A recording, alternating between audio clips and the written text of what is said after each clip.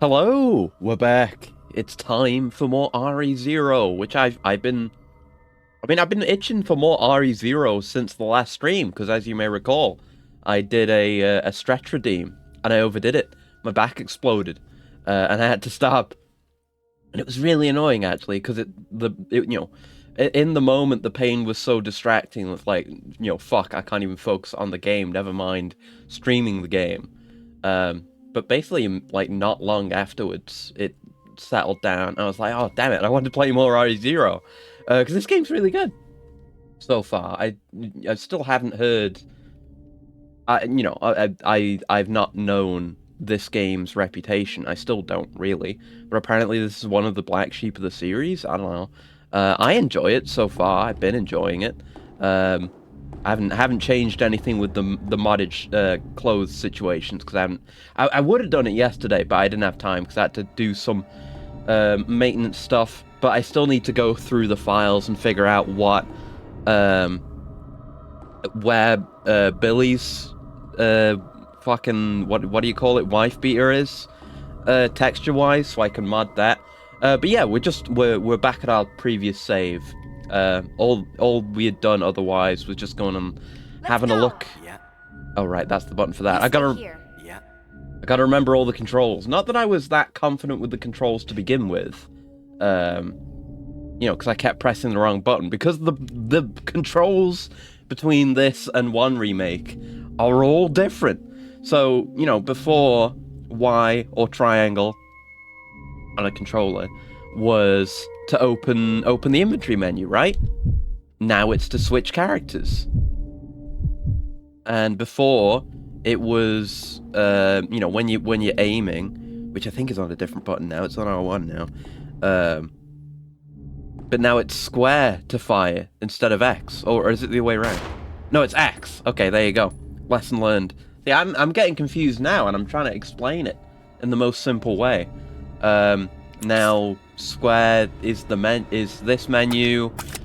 The map is on left trigger now. It's weird. But yeah, last time we were on the Ecliptic Express. We fought a scorpion, and the train crashed. It was pretty cool. And I got to learn all about how the systems in this work. Because I knew that there were no item boxes in this game. But that's all I knew. I thought it was just like, you have your items, and you can pass them back and forth between your two characters, but that's it. Like, I thought everything else would be the same. So, like, you could ditch items, but then they would be permanently lost. And I guess I hadn't put much thought into it, because how would that work for, key items and puzzles and stuff? That doesn't make any sense. But no, you can just drop items anywhere, which is really handy. So, like, on the map, for example, back by the train that crashed, there's those two items, and you can straight up see what each item is. So that grappling hook and that gas tank are there. We know where they are. It's extremely cool to be able to do that. I'm already extremely inclined towards picking up every item I possibly can in a survival horror game, because it's all about managing your resources and using them effectively. So of course I want to have all of the... No, yeah, see? Moving forward and square would have been sprint before, but now it's not. What is it again? Is it circle now? Yeah, it's circle now. Right. Got it. Good stuff, game. Yeah, you gotta grab everything, and I always want to grab everything. I am a video game kleptomaniac, historically. I've had that part of me agitated even more by playing Shadows of Doubt recently, which I haven't played in a little while. Still been getting regular patches just for fixes and stuff, but that game is very good. Still very strong recommend on that. Oh god, fuck. Right, yeah. I knew you were gonna do that. I just didn't know you were gonna do it now. Fuck. Okay. Oh shit. No keyhole anywhere. Top part is engraved with the image of a clock. Alright. Good. I see you in the reflection there, buddy. That's me forgetting the fire button again. Yep, going in there. Saw someone run through an early demo. It's charming, alright? Yeah, it's really a really neat idea Very, very fun. Like, I'm looking for, because they've got a roadmap, because it's in early access, and they've got a roadmap for their updates for the rest of the year. So it's still going to get a bunch of content and changes and stuff. It's very promising as is, though, and very impressive for a just initial release into early access. It's already very fun as is, and I feel like the magic is always there in some degree, because it's all about the procedurally generated world and the procedurally generated characters, relationships, all their information, having to seek those things out. And there are things you can do that are like ideal meta actions when taking a case. Like, if you've got a person's name, you can just very easily input that into a government database and you will have pretty much everything you need about them. Because when it comes to the murders anyway, there's the side jobs as well, which aren't murder investigations. But the murders, it basically always comes down to fingerprints. And the government database is key in that because it helps you link, faces and names to fingerprints, whereas otherwise it's hard to get. You can scan people for prints, but you either have to get them to agree to do it, and if they're the criminal, they're not going to do that. And they're very, like, just an innocent person is very unlikely to agree to that in the first place, unless you have that one upgrade that increases their chances of, makes you more agreeable, basically. But if you have that, it's fucking broken. But yeah, I'm looking forward to there being more, it being a bit more dynamic, and there being more ways for murderers to get caught out. Stuff like that, because like I say, it always comes down to the prints. Like, whether you find... you often find the weapon at the scene of the crime. Is that... Oh. An empty bottle. Oh. Okay. I saw it looked, like, particularly shiny on the ground there. I don't know if we picked that up last time, because, yeah, where we were last time, I didn't have time to, like, go back and save or anything. So we had already explored this couple of rooms on this side, and then we had a look over on the other side, and that's when my back was exploding. We haven't been upstairs yet. Yeah, I'm just quickly catching us up to where we were. Oh, herb! Need herb wherever I can get it. Because like I say, I keep being bad at the controls in this game. So it's always good to have that. I'm assuming the gas tanks are like the equivalent to the kerosene flask in one. Haven't had the opportunity to use it yet though, because Billy has the lighter, but it's empty. Yeah, it's out of fuel. But maybe that'll be a one-time thing where it's like, oh, I've got fuel for the lighter now, and I can just use it passively. Because it'd be weird to require 2 active resources. Jesus Christ. I knew that was coming as well, and it still got me. But yeah, require 2 active resources to do something like burn a body.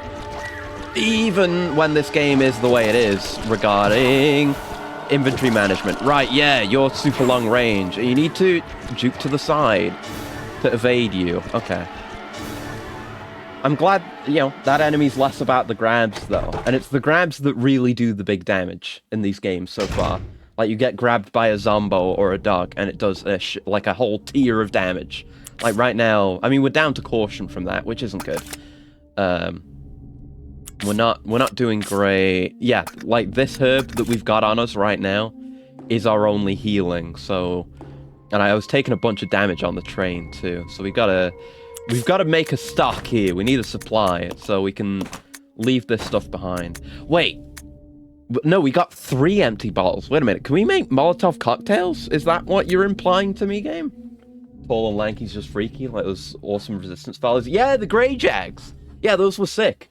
I'm sad that I when I looked at the wiki about them, I don't think they're in any other Resistance game. I think they're just in Resistance 1, which is really a shame because they were my favorite enemy. In combat they were neat because they're trying to get in and punch the shit out of you, and that's only magnified by the fucking creepy ass appearance. They're really cool. We will get back around to the Resistances eventually. They have good enemy design in general, so it's not the worst loss, but yeah, those guys were really cool. And I get you, yeah. It's always good to have a weird, lanky creep. I'm trying to think. There's like, there's various Resident Evil enemies that are like that. I'm thinking like the... What am I thinking of? There's some Dead Space ones too. I'm mostly thinking of like the Regenerator enemies from Dead Space and RE. Those are always intimidating, and they've always got a not quite as lanky and long, but same kind of stature. Just enemies that move slowly. That's not always true, because the regular zombies, it's not that. I don't know. I'm just thinking about threatening enemies in general. I don't know if there's any connection here. Can we make Molotovs though? Yeah, you might be able to use this as a weapon if you fill it with something. Yeah? Yes? Oh! I got an achievement for that. Ooh. Okay. So, how does this work? A rather primitive weapon capable of dealing massive damage to certain types of enemies. So, I mean, I don't know. I don't know what types of enemies, necessarily. I get the feeling that it wouldn't be the Leechmen. Because that thing we just fought was like a Leechman. And the Leechmen can take the forms of people. They're also like shapeshifters. They can all combine together into a big man, which is what we saw. And they've apparently been taking the face of this guy here. It was like the site director, whatever. Yeah, the first director of the facility, James Marcus, this guy, yeah. We saw that in a cutscene. God knows what's going on with this story, and the guy who's controlling the weird shape-shifting leeches, and how it has to do with anything else, outside of Rebecca being here. Well, no, we saw, you know, Wesker and Birkin as well, so that was cool. So yeah, I assume this would be for, like, regular zombos and maybe dogs as well. I would assume if we use it on zombos, they won't respawn either. So that might be useful. Maybe? I guess I'll hold on to them. Do I want to use these actively, or do I want to hold on to them? I mean, I guess this is our safe room here, but it's also very central, unlike any of the safe rooms in RE1, at least the ones that were in the mansion. I'm just thinking about, like, what enemies would we not want respawning? There was that guy in there, but might be able to juke him well enough. Probably better just being for regular zombos. And, you know, things might not work the same. You know, my experience in RE1 might not be strong enough to rely on. Because, you know, we have, you know, enemies don't reset their position the moment you leave and re-enter a room anymore. Because our two characters can be in different rooms at the same time. So we can't use that trick anymore. So... And yeah, that was something I used in RE1 to do a lot of juking and just avoiding combat where possible. So we might wanna burn some zombos around here. We might not. We've got a fair amount of gas. It's just I mean, both crafting resources are a limiting factor, I suppose. I mean, so far we've had more access to gasoline than bottles, but who knows how it'll turn out. Oh right, yeah, this room. Of course. And we didn't juke this the way I wanted it to.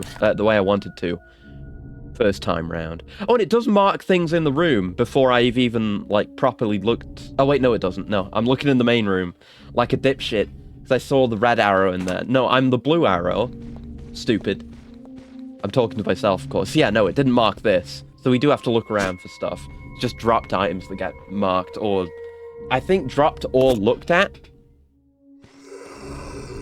I think if you look at something and then decide not to pick it up, it still gets marked on the map, which is very nice for if your inventory's full. Stuff like that. Yeah, fire motif on the door and a window to potentially pass things through. Maybe?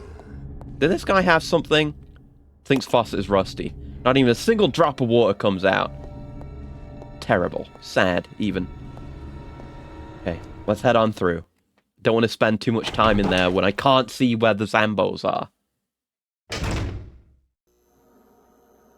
So it was around here. It might have been this room where we stopped. Or was it beyond here? I was in extreme pain, so I don't remember this very well.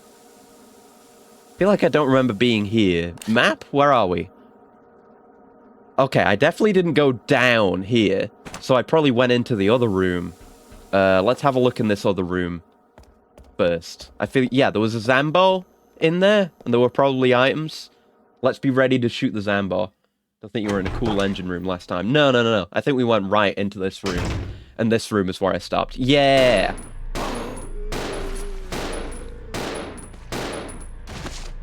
I'm remembering my buttons now. Check it out. See how cool I am.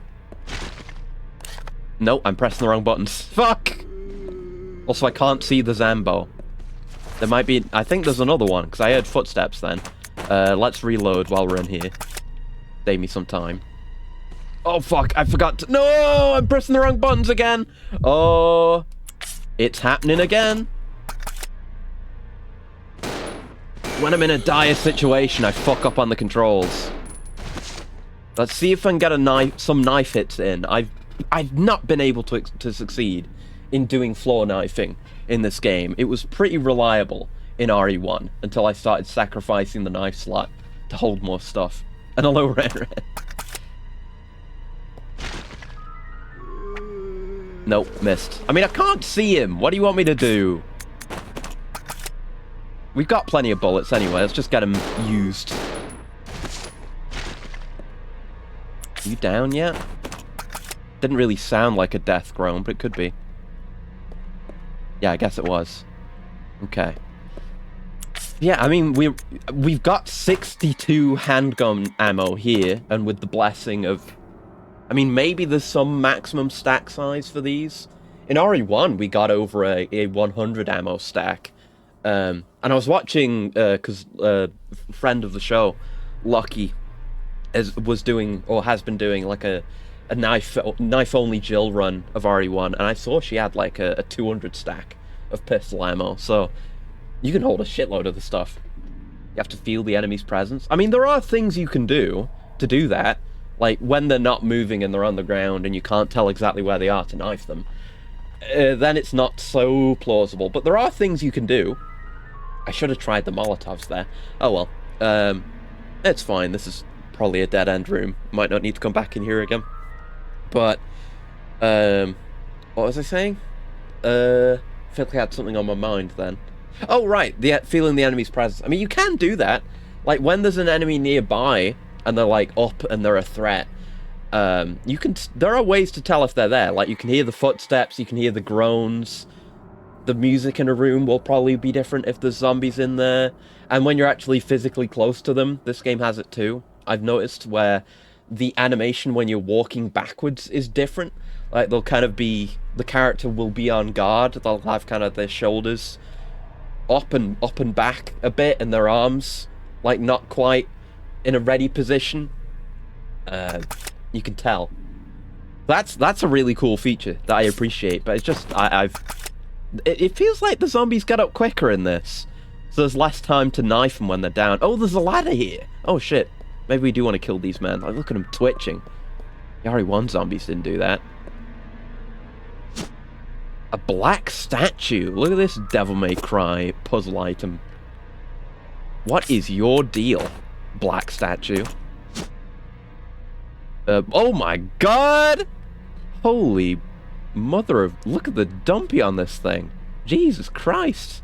What were they up to in here? And it's chained up dumpy. Holy fuck. As far as I can zoom in. But, Jesus. Stone statue with a single eerie looking wing on its back. Some Sephiroth dumpy. Weird. We're losing him. Oh, right, yeah, there was the other shotgun in here. Right.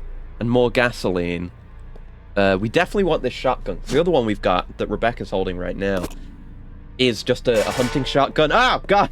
Look, I just had a quick look at it, okay? I'm not lost. I'm not lost in the source, I promise. But yeah, the other shotgun's a hunting shotgun. Only carries 2 shots, whereas this can carry more, presumably. So we'll definitely switch to this.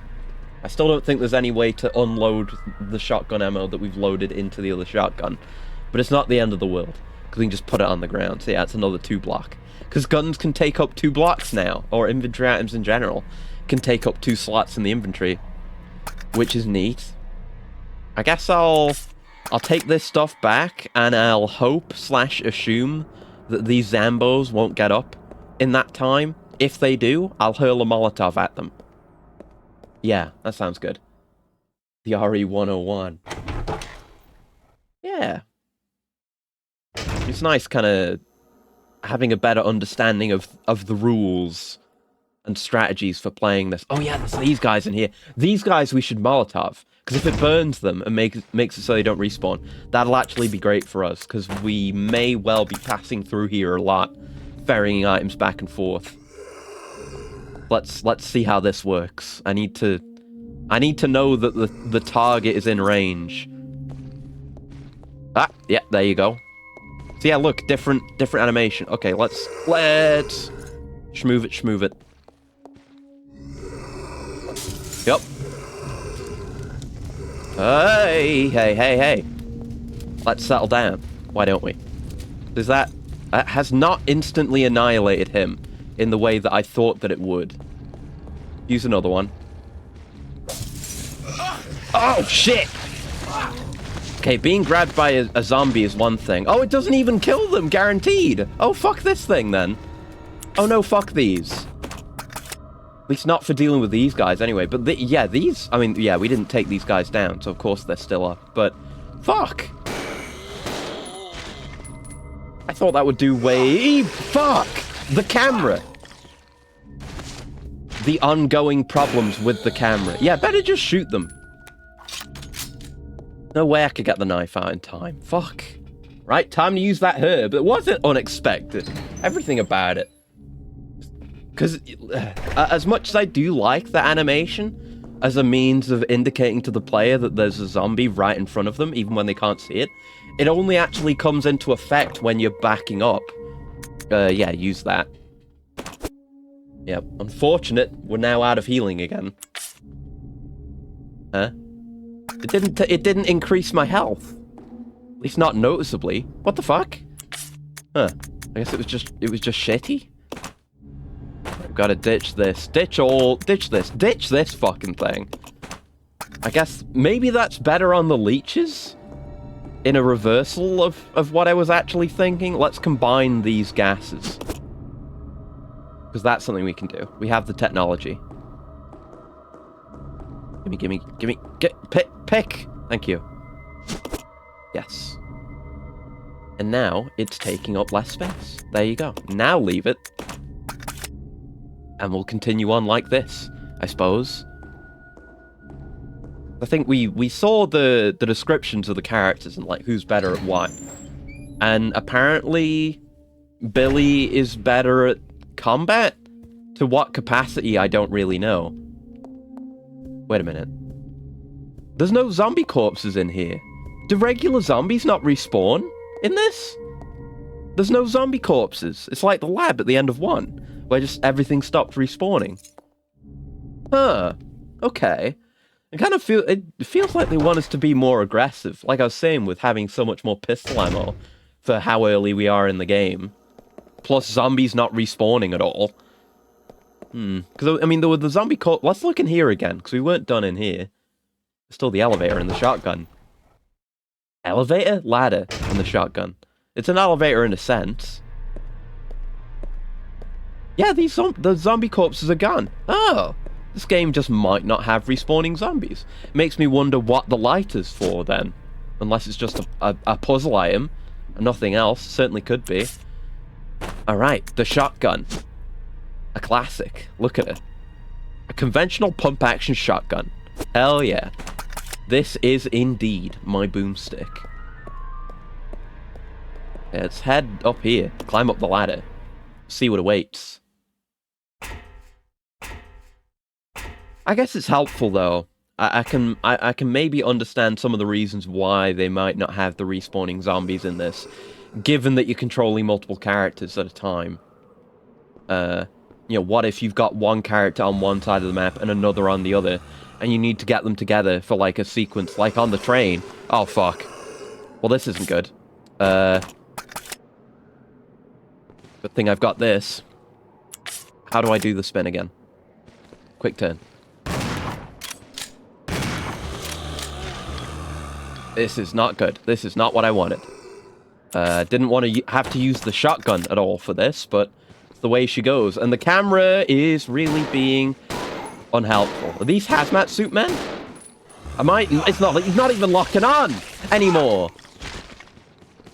Like the cameras, there's more of them. Oh, fuck me. All right, shotgun. Desperate times, desperate measures, etc. Not the one I wanted to shoot. Not the one I wanted to shoot. Why would you turn completely around? Okay, every zombie's falling on their ass. I'm losing all my health. This is fucked. Ooh! Health. Yeah, take that.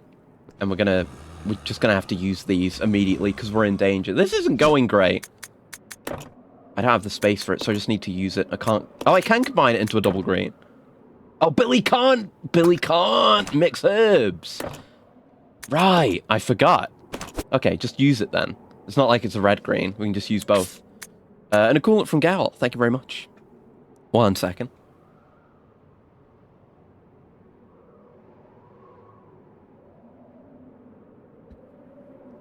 It is a survival struggle, but it's a survival struggle in the sense that I'm struggling against the mechanics, and not in a fun way. Struggling against the mechanics being player hostile, you know? You know, in RE1, I never went into aiming mode and got 180 degree turned to face a completely different enemy. That never happened before. And you know, oh god. The camera angles were rough, and some of them were player hostile, but it's like every camera angle in this is player hostile. Like, I can barely see any of the enemies in this room at any point.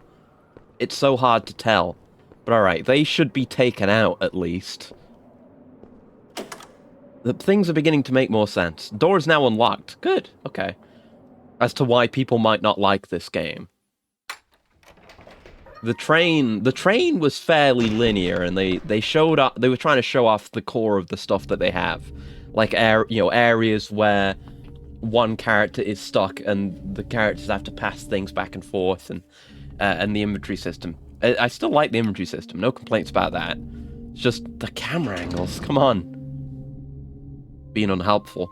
The knight's swords firmly bar access to the door. We saw another one of those at the front door. So presumably whatever opens that door might also open this door. There's a save up here. Okay. That's good to know. So this room may be safe? Maybe? It's an artist's scaffolding. It looks just like a regular scaffolding to me, or whatever. Perhaps someone was restoring the painting. Maybe. Yeah, let's have a look through here before we leave. Oh, a note. Hello. Regulations for trainees. Training facility mission. Right, yeah, this is a training facility and not just a mansion. We don't know what the deal with it is. We could also bring Rebecca with us, but I also don't want to risk her also taking damage on top of me. And I think we'd have to split the ammo then. Which we could do. Maybe. I don't know. This training facility will raise a new generation of model employees to serve the future of Umbrella Corp. Applying the strictest and most rigorous training standards, this facility will, without regard for gender, race, or creed, very progressive, produce only the best candidates to be the future global leaders of Umbrella Corporation. We look forward to the development of your leadership qualities. Training facility guidelines. Discipline, obedience, unity. Good. These 3 words are the basic principles which govern Umbrella Corporation employees and are considered to be the law of this facility. Keep these words in mind at all times. Devote yourself to your training and bring honor to yourselves and the corporation. And you're telling me this is a Western corporation, not a Japanese corporation? Okay. James Marcus, Director, Umbrella Corporation Management Training Facility. Got the regulations for trainees. Huh. That is not the sprint button. It still isn't. No matter how many times I press it, trying to use it to sprint, it still just isn't. Ooh, some shotgun ammo there. And increments. I guess we can leave those here. Anything going on here? Seems important. Ooh. Security system is locked. Please insert system disk. Evac drill path locked. System disk required to activate release system. Okay. I'll keep an eye out for that disk then. Look at this. Very fancy. Like there's the terminal up on the podium there, and all these desks, whatever you want to call them, have them as well, or have similar ones. Very neat. Okay, tell you what we can do is we can grab this shotgun ammo, load it into our shotgun. Oh wait, we don't even need to do that. We can just load it, combine it straight. Oh, we can't? You kidding me? Aw, what? What? Come on, you should be able to do that. Surely. I mean, I can just do this. But come on, I should be able to do that without picking it up. Surely, surely. Let's just look at those. And then it should be listed on the map, right? Is it? It is! Very handy, okay. Yeah, as much as a kleptomaniac as I want to be, I don't necessarily need to always pick everything up. And just, you know, look at it, and then it's on the map. At least if it's in a safe spot like this, or a place that might not require too much effort to get back to. Okay, this door is open, and the door on the right is open. Let's have a look then. No idea which direction I should go in. It's just the usual mansion exploration phase.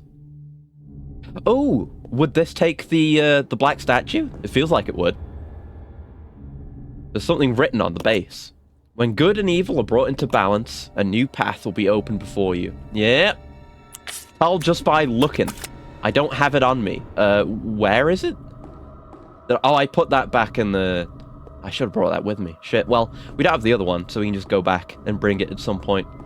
Oh, wait. Is this the... Oh, we're here! Oh, shit. Well, I literally put it down in this very same room. I'll take that. That means there's two save rooms that are completely adjacent to each other. That's strange. That doesn't feel right, but whatever. I mean, it's upstairs. It's not completely adjacent, technically. But, weird. Put it on the ground, but not because I had no use of it. Just because I wanted to save on inventory space. Okay. So that means this is also a safe place to put things down. Well, I'll put the shotgun downstairs. I fear I may need it again. It is really nice in emergencies, but it also takes up 2 slots, you know? So I can't go crazy with the thing, at least as much as I wish I could. So let's leave that there for now. Then we're freed up again. And another benefit of taking Rebecca with us is we'd have a walking inventory, which would also be nice. Yeah, we've got a bunch of shit in our inventory right now. We should sort out your inventory, Rebecca, for if we want to take you somewhere. Can't go out anywhere like this, can you? We can ditch this here. We left the other shotgun ammo in the other room. Could have Rebecca go pick up that shotgun ammo right now. We definitely don't need this shotgun, though. That can go in the trash. Alright, yeah, let's go get that other shotgun ammo. Consolidating our ammo is useful. Although, I mean, in this case, like I say, the 2 save rooms are literally adjacent to each other. So there's no harm in doing this, but it might be good to have little ammo and health caches around the map if that ever becomes an option. Don't call her inventory, but she's also wearing a cool shirt. You know, she's repping my brand, so she's also a billboard. She's a combination billboard and inventory. And don't take that as me calling her flat. Wonder what's next for RE after 8. Then I guess I know I've done the Roses DLC already. Yeah, I have no idea. I've not even seen all of RE8, never mind that DLC. Yeah, I have no idea, really. I would really like it if they did another game in this style. You know, classic survival horror. Because I really like this style of game. I've not played 7 or 8 at all. I've seen 7 played through, and I've seen bits of 8. And it seems fine, I guess, and it does hold some of the formula in it. The Acrius Corporation ambassador. Yeah, exactly. She's a brand representative. Some other corporate bullshit. Yeah, I don't know. This style of game definitely appeals to me more. I like the third person, but I mean, I like the, you know, the remakes as well. I very much like the remakes, so I'll take more games like the remakes. It'll be weird since the DLC is a huge time skip. Will 9 be set after the main game or after the Rose DLC? That's a good question, yeah. I don't really know what happens, but yeah, it's pushing time forward a lot, but I guess at this point they can do whatever it is they feel like with the timeline. I hope they establish Blue Umbrella more, because I don't know how prominent a role they play in 8, but in 7 they just show up at the end, and it's like, oh, by the way, Blue Umbrella. What's their deal? Who knows? Blumbrella. Yeah, I like Blumbrella. Whoever plays like the head CEO or whatever of Blumbrella should be played by Steve Bloom. That has a clock on it. Doesn't seem to be a keyhole anywhere. Top part is engraved with the image of a clock. Suppose the setting is just going to be bouncing around to various umbrella mishaps, which there must be many of. Yeah, they've got like facilities everywhere, so you can just do. That's basically what RE7 was. It's just pick a setting, and some umbrella thing has gone wrong here, and here are the effects. And you know, I'm okay with that. If it kind of becomes, rather than, you know, it's zombies again, and we're following the same character again. If it's more of like an anthology horror with some through-line plot pieces, like Blumbrella and some returning characters, I'd be down with that.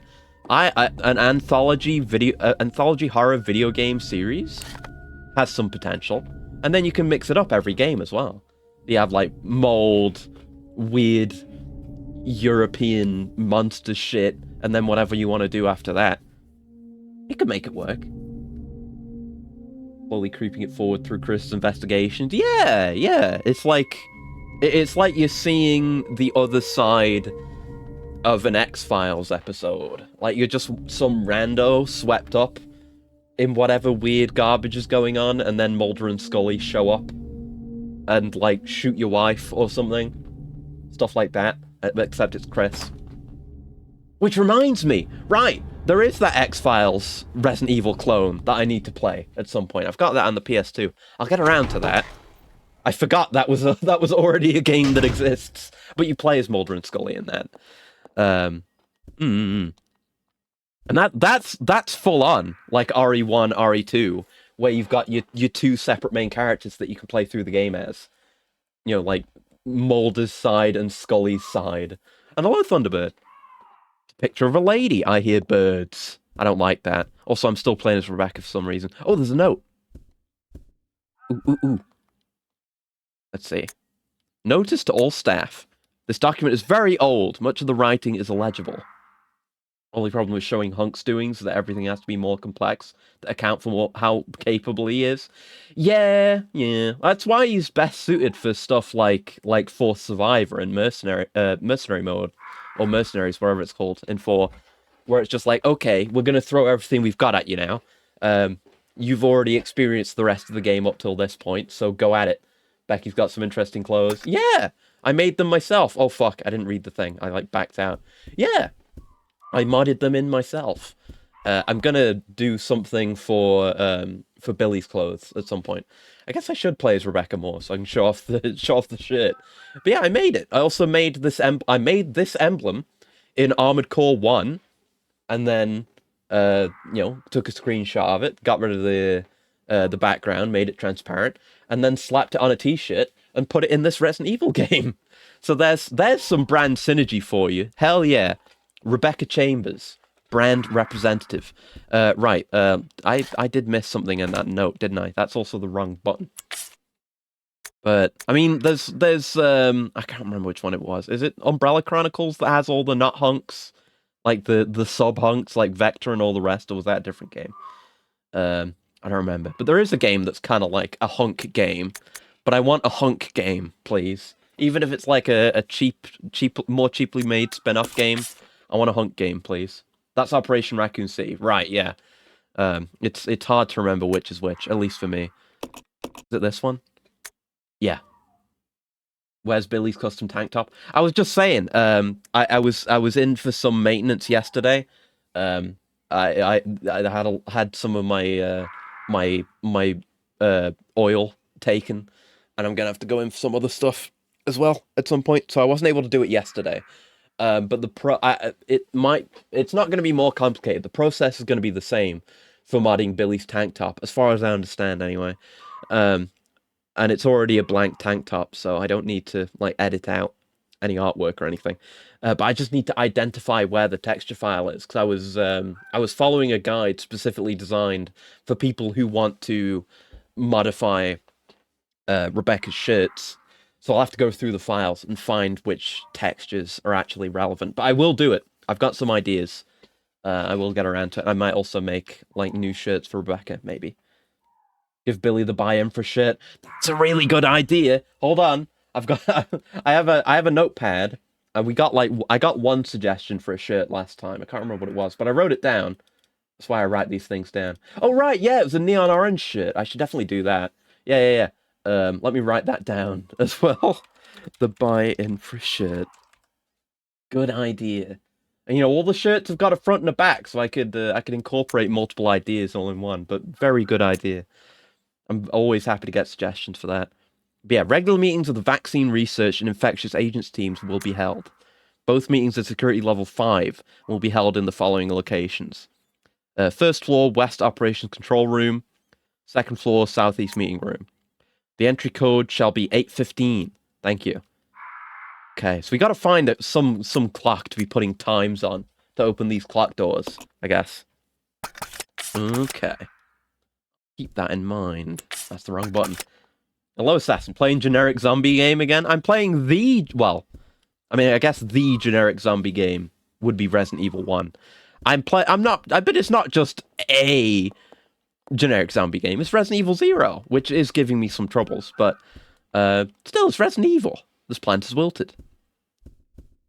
But yeah, it's going okay, aside from all the damage I've taken. Oh, what's that? Is it a handle? A crank handle, yeah! I will take a crank handle. It's got a sick-ass wolf on it. Oh, fuck! Bird room! Bird room! Get me out. Nah. Good thing I read the note first. Fucking bird room! But I think, yeah, we already had a dog corridor back on the train. Now we got a bird room. Fuck that. Yeah, birds do shit all for damage, so I'm still on fine, but fuck! Fucking birds. Game of zombies also aren't zombies. I mean, they are. A lot of people mean, but specifically, even if you I bumped the mic. Sorry. Disregarding anything else in the Resident Evil franchise, you've got the more traditional zombies, which I've not heard called zombies in any of the other games. But the word zombie was said in this game. Someone said zombie, so they are zombies. Zombie game where the zombies are a plague doctor's favorite tool. That's well, there's a couple. Well, actually, SCP Containment Breach doesn't have the actual zombies, does it? It just has the plague doctor. So that'd be Secret Lab. I've been reading a lot of SCP stuff recently, which I do every now and then. This is all very fresh in my mind. Crank handle was square-shaped protrusion at the end, at one end. Maybe that's something to do with the clock puzzle? Just need to find a place for it to go. Just joking about this game having the leeches. Oh, right, yeah, the leeches. Yeah, good point. That one went straight over my head, but it was a good one. Well done. But yeah, like I say, my brain's primed on SCP right now, so that was the first thing that came to mind. Let's leave that. And we'll switch over to Billy Boy, even though he's got less health. But like I was saying, I hear that he has better combat ability, so maybe it's like with Chris in 1, where he's got faster animations. Maybe he's more likely to crit. We did get one crit last time, and it was with Billy. It could be. But yeah, the zombies are zombies, as far as I'm aware, anyway. Well, I mean, you know, zombies are zombies. You know, I don't know what the fuck is going on in Village. So I can't speak on what the fuck the werewolves and the vampire ladies, what's going on with them, I don't know. But the moldmen, those aren't really zombies. Like you can effectively be zombified by mold. I'd say like the Baker family are zombos, like kind of like half zombos. Like it's kind of encroaching on like I Am a Hero, the manga zombies, where sometimes they retain some of their original selves. But the molded, that's what they're called. I wouldn't classify as zombos, even though they fill the same role in the story and the gameplay. They're still not. But the classic T-virus zombies are fucking zombies. This game even says they are. So they're zombies. Also leeches.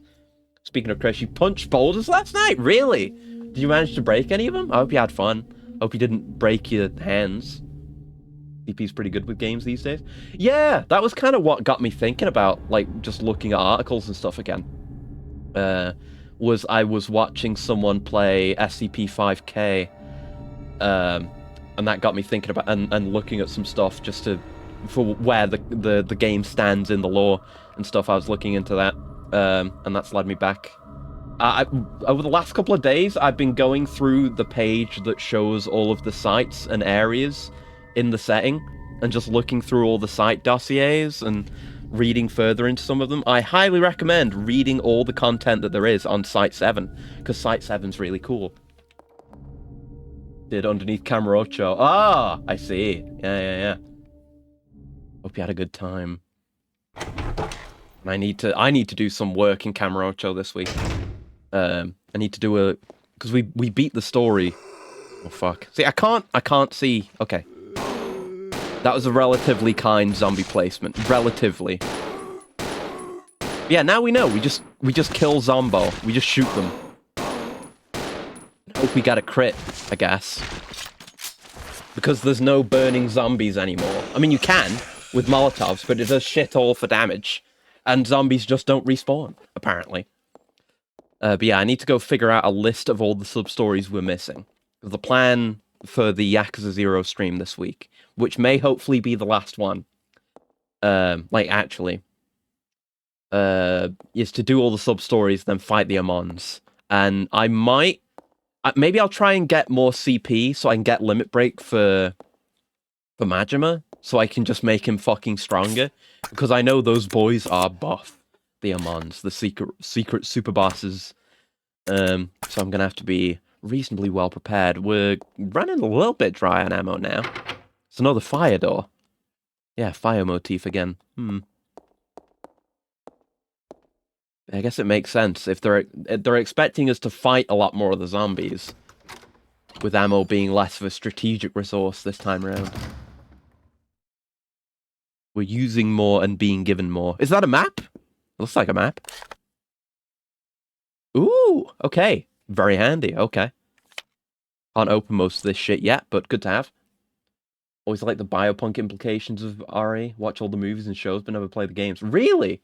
I've not seen any of the movies or shows. I do want to watch the animated stuff that have the insano, like, gun-kata gunfights and all that stuff.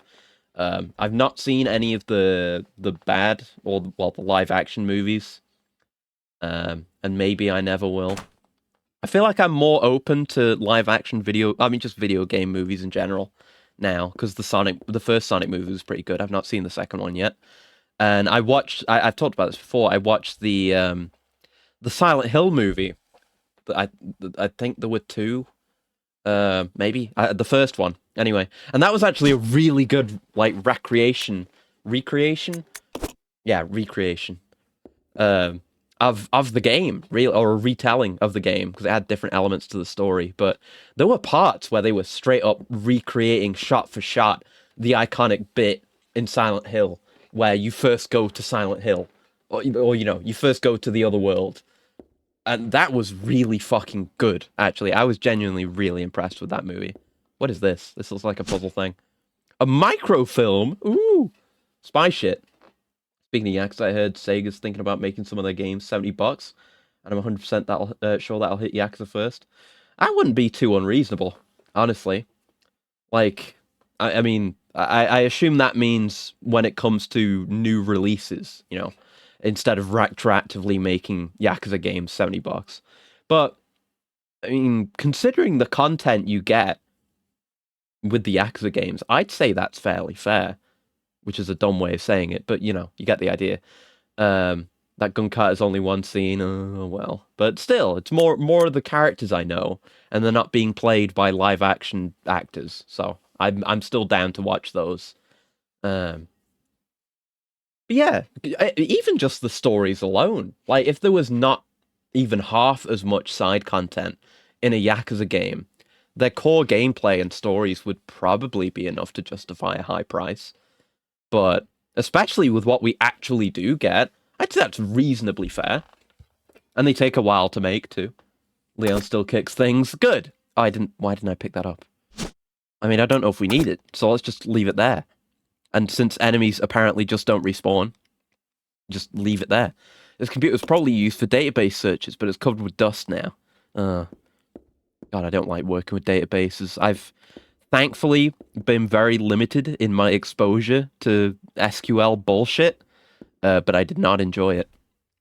So maybe my experience was tainted, but still, not a fan. Right, what's going on with this door?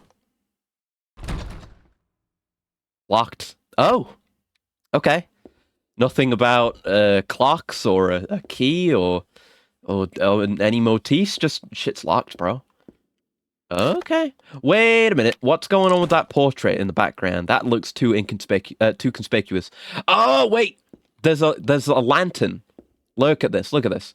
Look at this screen. It's too easy. Look, guy has a candle. He is litten.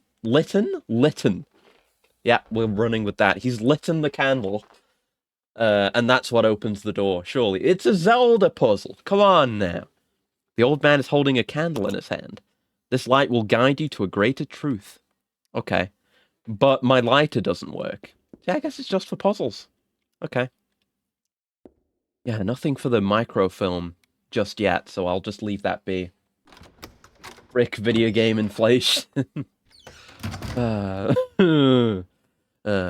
hear Sega's thinking about making their games $70. If you want to learn more, search for Kazuma Kiryu inflation on Google Images. I'm sorry. Old paintings line the wall. All of them depict women. Real random, but it's incredible what opens up to a person for talking 2-3 days to get a forklift license, going from like 30k a year all the way up to 50k. Yeah, it's good work, I guess. Took you a moment, you almost looked it up. Oh my god, I'm sorry. I didn't mean to almost get you, but I almost got you. Okay, we can still go downstairs. I was about to say it's just been all locked doors so far, but no, we can take that downstairs into the engine looking place, whatever that is. You look up Kiryu inflation, you'll just get people talking about how Kiryu single-handedly ruined the economy in Zero. Yeah, that's a good point, actually. Oh, and thank you for the coolant, gal. 1 second.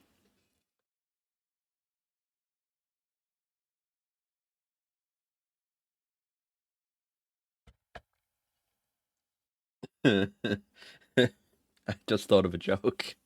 We can advance the joke further. Hold on. I'm rummaging through my brain. You know those moments where you've got like a joke, and the joke works as is, right? But I want to make it as bad as possible. You know, make it more cursed. There's another layer to this joke, but I need to formulate it in my mind. Hold on. Hold on. This joke needs a Google. 1 second. Okay. Right. Here we go. Are you ready? I hear that Sega's thinking about making all their games from now on $70, and that they're also... It was weird, right? It was in an interview about the future of the Sonic series, and they were saying that they want to make it so that all their units of measurement are the same. This joke is wildly twisted, out of control. Oh well. I'm going with it.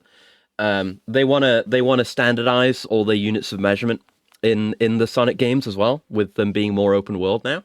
So everything like all the units of distance in that game, well, I guess all the units in general are just going to be converted into feet now. No, I ruined the joke. I spoiled it. No, go back. Forget what you heard. I'm starting over. Wait. Men in Black, Neuralizer. You saw nothing. Go back. Fuck. This is why you don't do long jokes, because you fuck them up, or at least I fuck them up. Right. I heard Sega had an interview about the future of the Sonic series. I hear they're looking into increasing the price of all the games because they've increased in scale, and they're also looking to standardize all their units of measurement into Imperial. If you would like to know more, Google Sonic feet inflation. Right. Anyway, it took some effort to get there, but I managed it. It wasn't worth it. It just wasn't worth it. Right. Okay.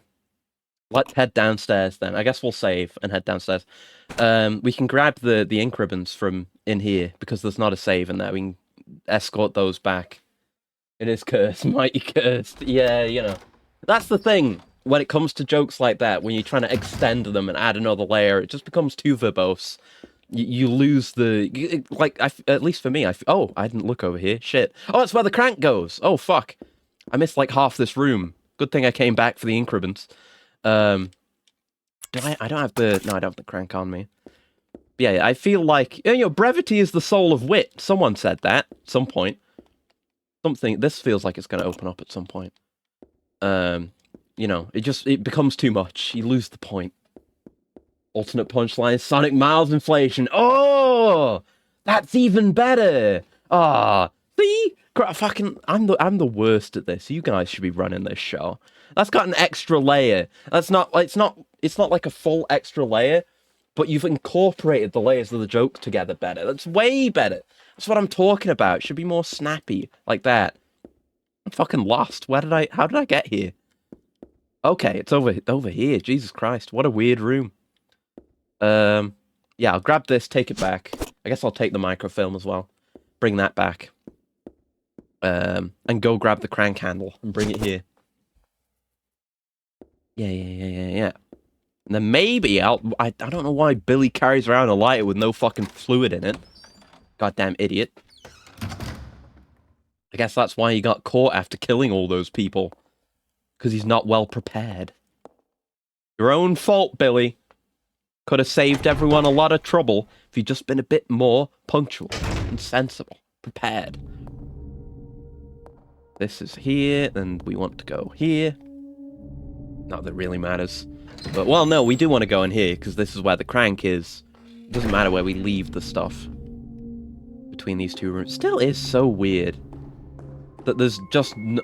maybe that door was one way? I mean, I didn't check it, and I came through the first time from the other side. Maybe it's blocked off to start off with or something, or maybe something will happen later. I have no idea. Really weird. Right, here's the big brain thing that we do. We are ruining this fucking room. Littering. We'll combine these ink ribbon stacks.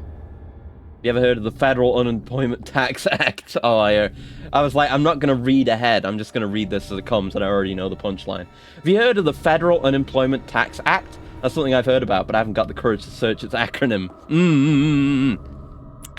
I'm sure that's one. I've probably seen that one before, but that's a good one. That's a good one. And you could get, that's one you could get normies with as well. That's better as a weapon. Right, where is the crank? Are you're standing on it? Fucking. He is your deep cut. The very first Achewood strip, which is a internet comic strip, which I like a lot, or liked a lot back in the day. The very first one ends with the punchline being Philippe is standing on it. Rebecca is standing on it. There's your deep cut for the day. National tax reform. Oh, God. You could... I mean, like, national tax reform, if you did that one to a normie, they probably wouldn't get as much shit in, like, the images. I mean, they'd read up an NTR, but NTR isn't that foreign of a concept to a normie, you know?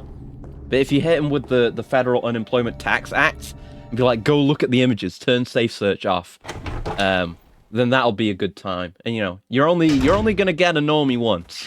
Oh fuck, this is the bird room. Oh god, why am I in here? Oh fuck, shit. God fucking bird room. Damn it. The guaranteed damage bird room. Fuck's sake. I mean, I did lose health from that, obviously, not very much. God's sake. That's what I get for thinking about Federal Unemployment Tax Act, is I go into the bird room. The Val room. Oh no. Oh no no no. Oh no no. I've been hearing more, speaking of horrible furries. I've seen, cause there's a character in Tears of the Kingdom which I'm gonna get sometime soon, not urgently. But there's a character in that who you see very early on who is like boy enjoyer bait, exposed midriff, etc., etc. And now I've learned that character has a sister, and I've seen that character's design. And god, there's a lot of furry bait in the new Zelda. It is uncouth. Uncouth amount of furry bait. Tears of the Kingdom's awesome enough that even you want to get a Switch? Understandable. Yeah, yeah. That was my experience with Breath of the Wild, really. Is I played a super, like, on launch, I played like super legit Wii U version, because it was kind of a cross-gen game. And I was like, fuck, this makes me really want to get a Switch, so I got a Switch, plus some other games. But yeah, it was Breath of the Wild that did it. So, understandable. And yeah, it is really amazing.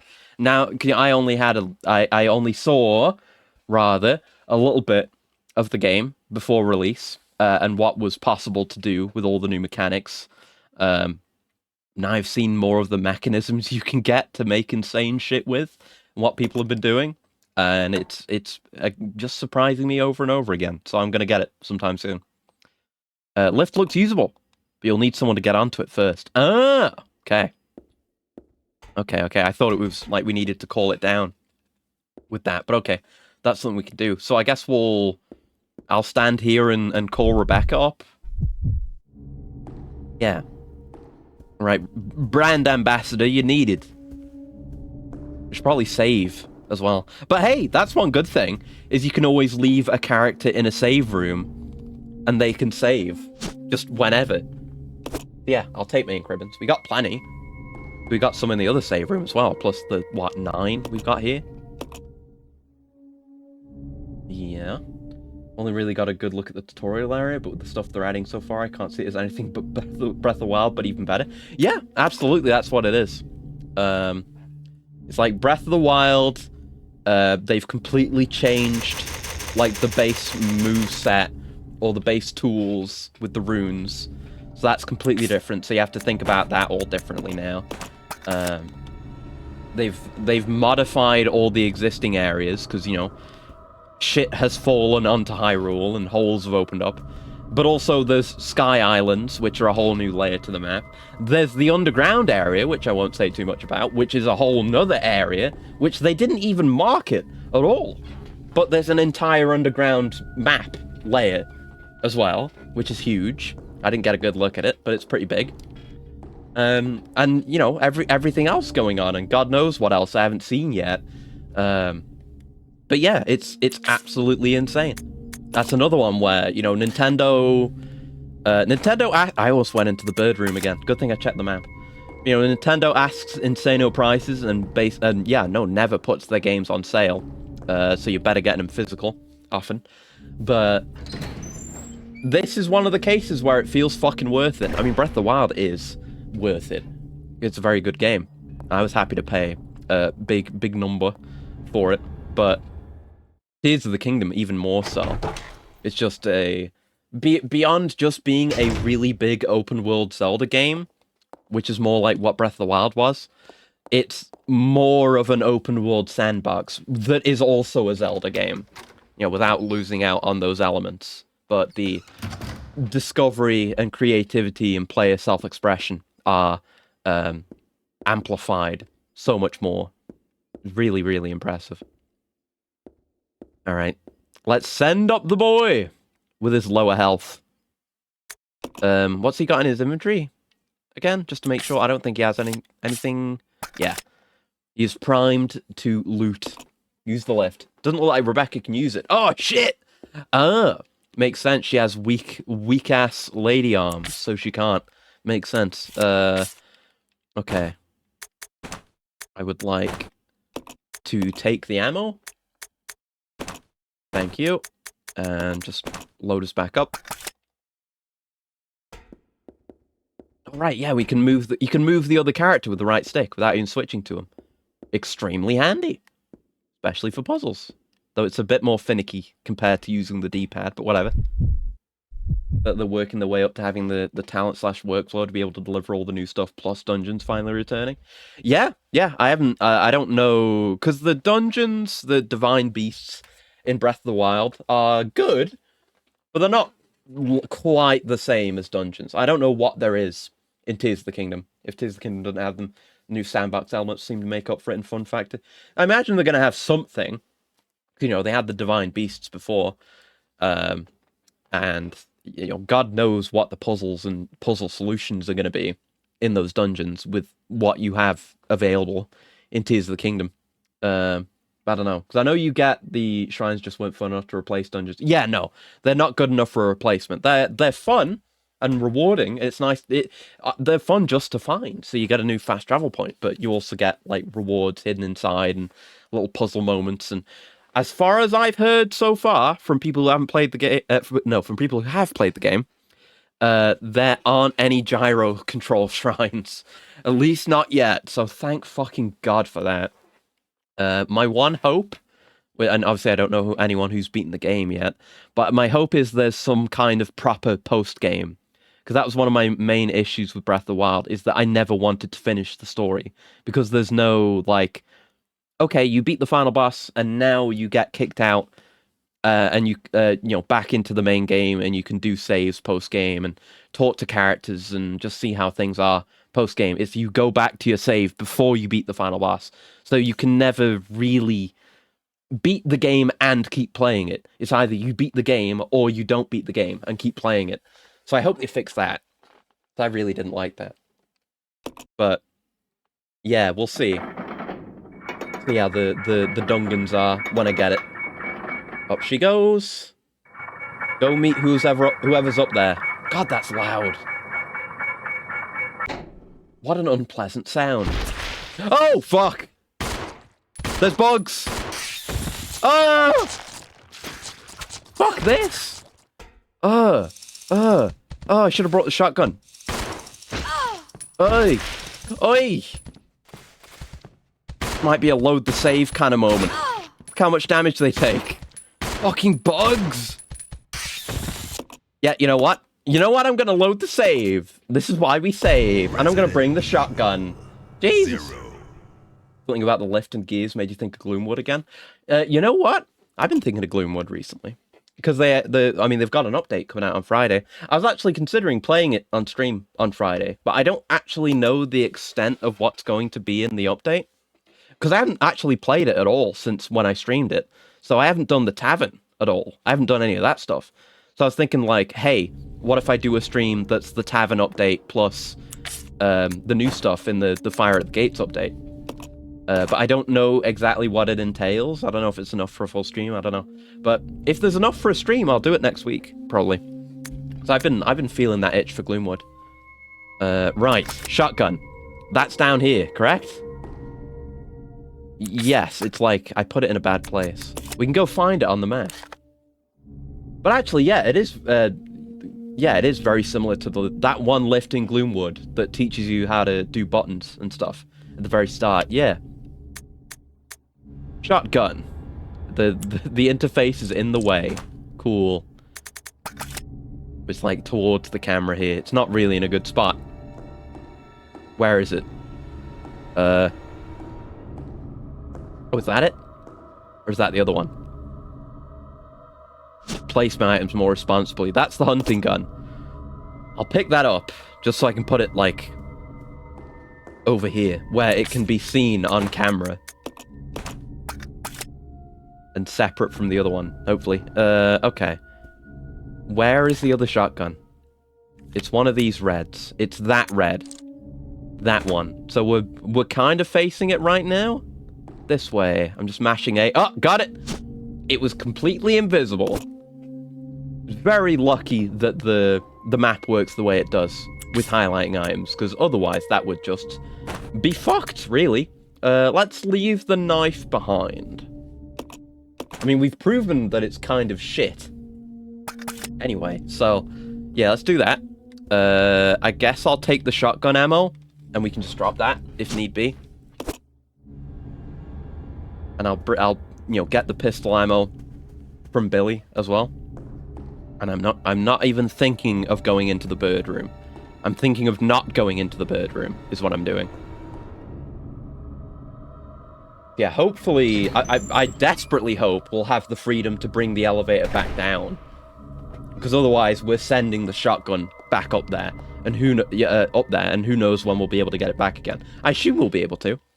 Unless it's just like, oh no, the mechanism doesn't work anymore. Whoops. But, you know, even in cases like that, the game has ways of letting you move items between characters when they're separated like there was on the train, so it should be fine. Nothing to worry about. We're just leading the charge with Rebecca for now. Okie dokie. Let me... Well, yeah, I didn't want to do that. I wanted to go into the inventory, but that's fine. God, this room's weird. Like, these camera angles, it is an effort to find your way over here. I found this area accidentally. Right, let's equip that. Take the pistol ammo, because we know there's pistol ammo up there as well, which will combine into this stack. So, not like we're wasting inventory slot, because I would have picked that up anyway. Alright, shotgun ready. I'm ready for bugs. Send me, Billy. We have to hear this sound again.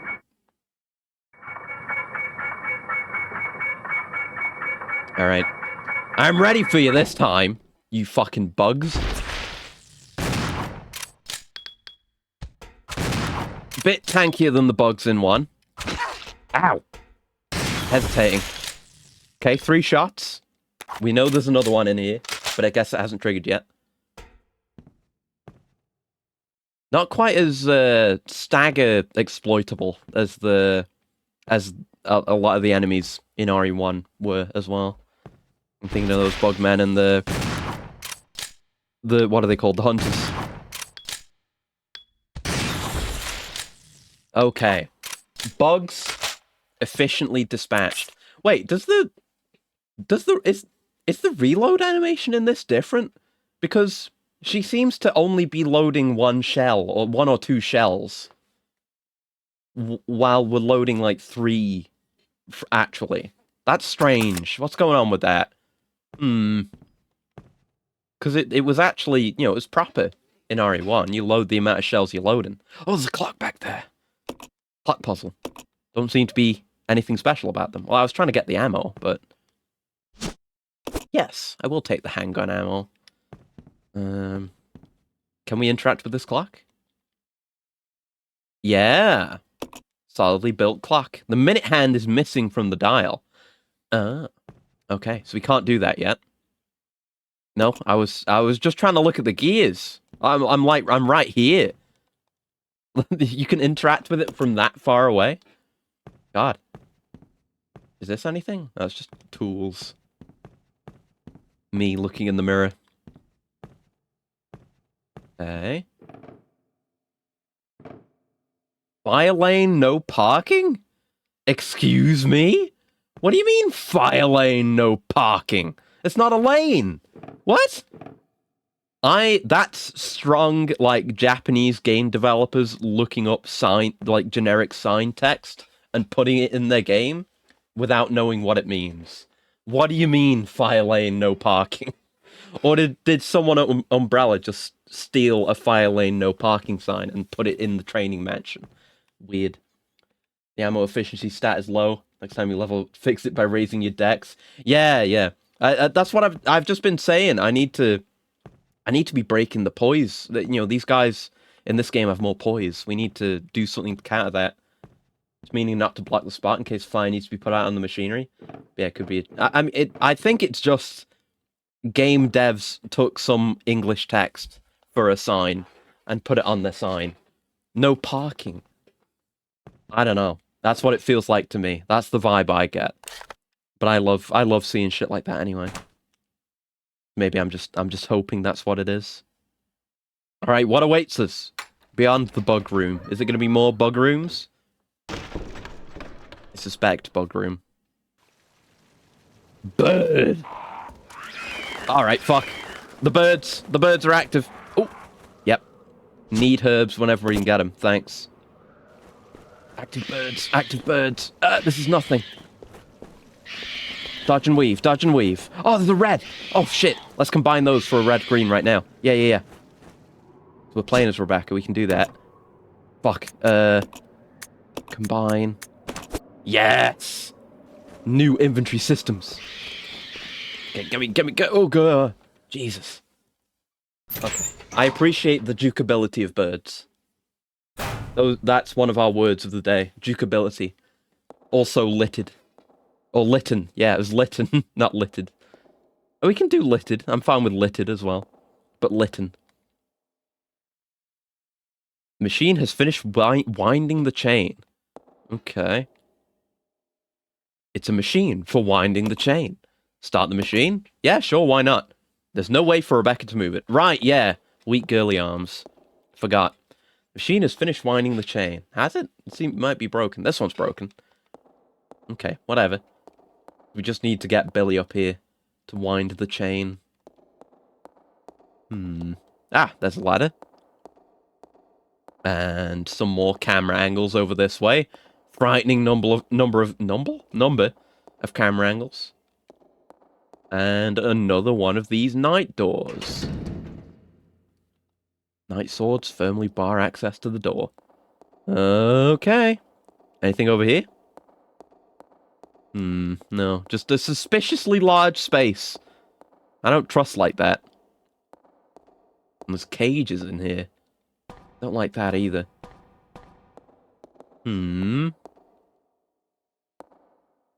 Cage. Some kind of big machine here. We have no idea what it's used for. Huh. A cage. It's a cage for raising animals. The cage is too heavy to lift. Oh, there's a thing in there. A shiny. Okay. Okay. I assume that's what the winding machine is for. For lifting the cages. Yeah, that makes sense. Okay. So we need to get Billy up here. Is there anywhere else to go? Just that door. Oh, there's a ladder. Stairs. Fuck.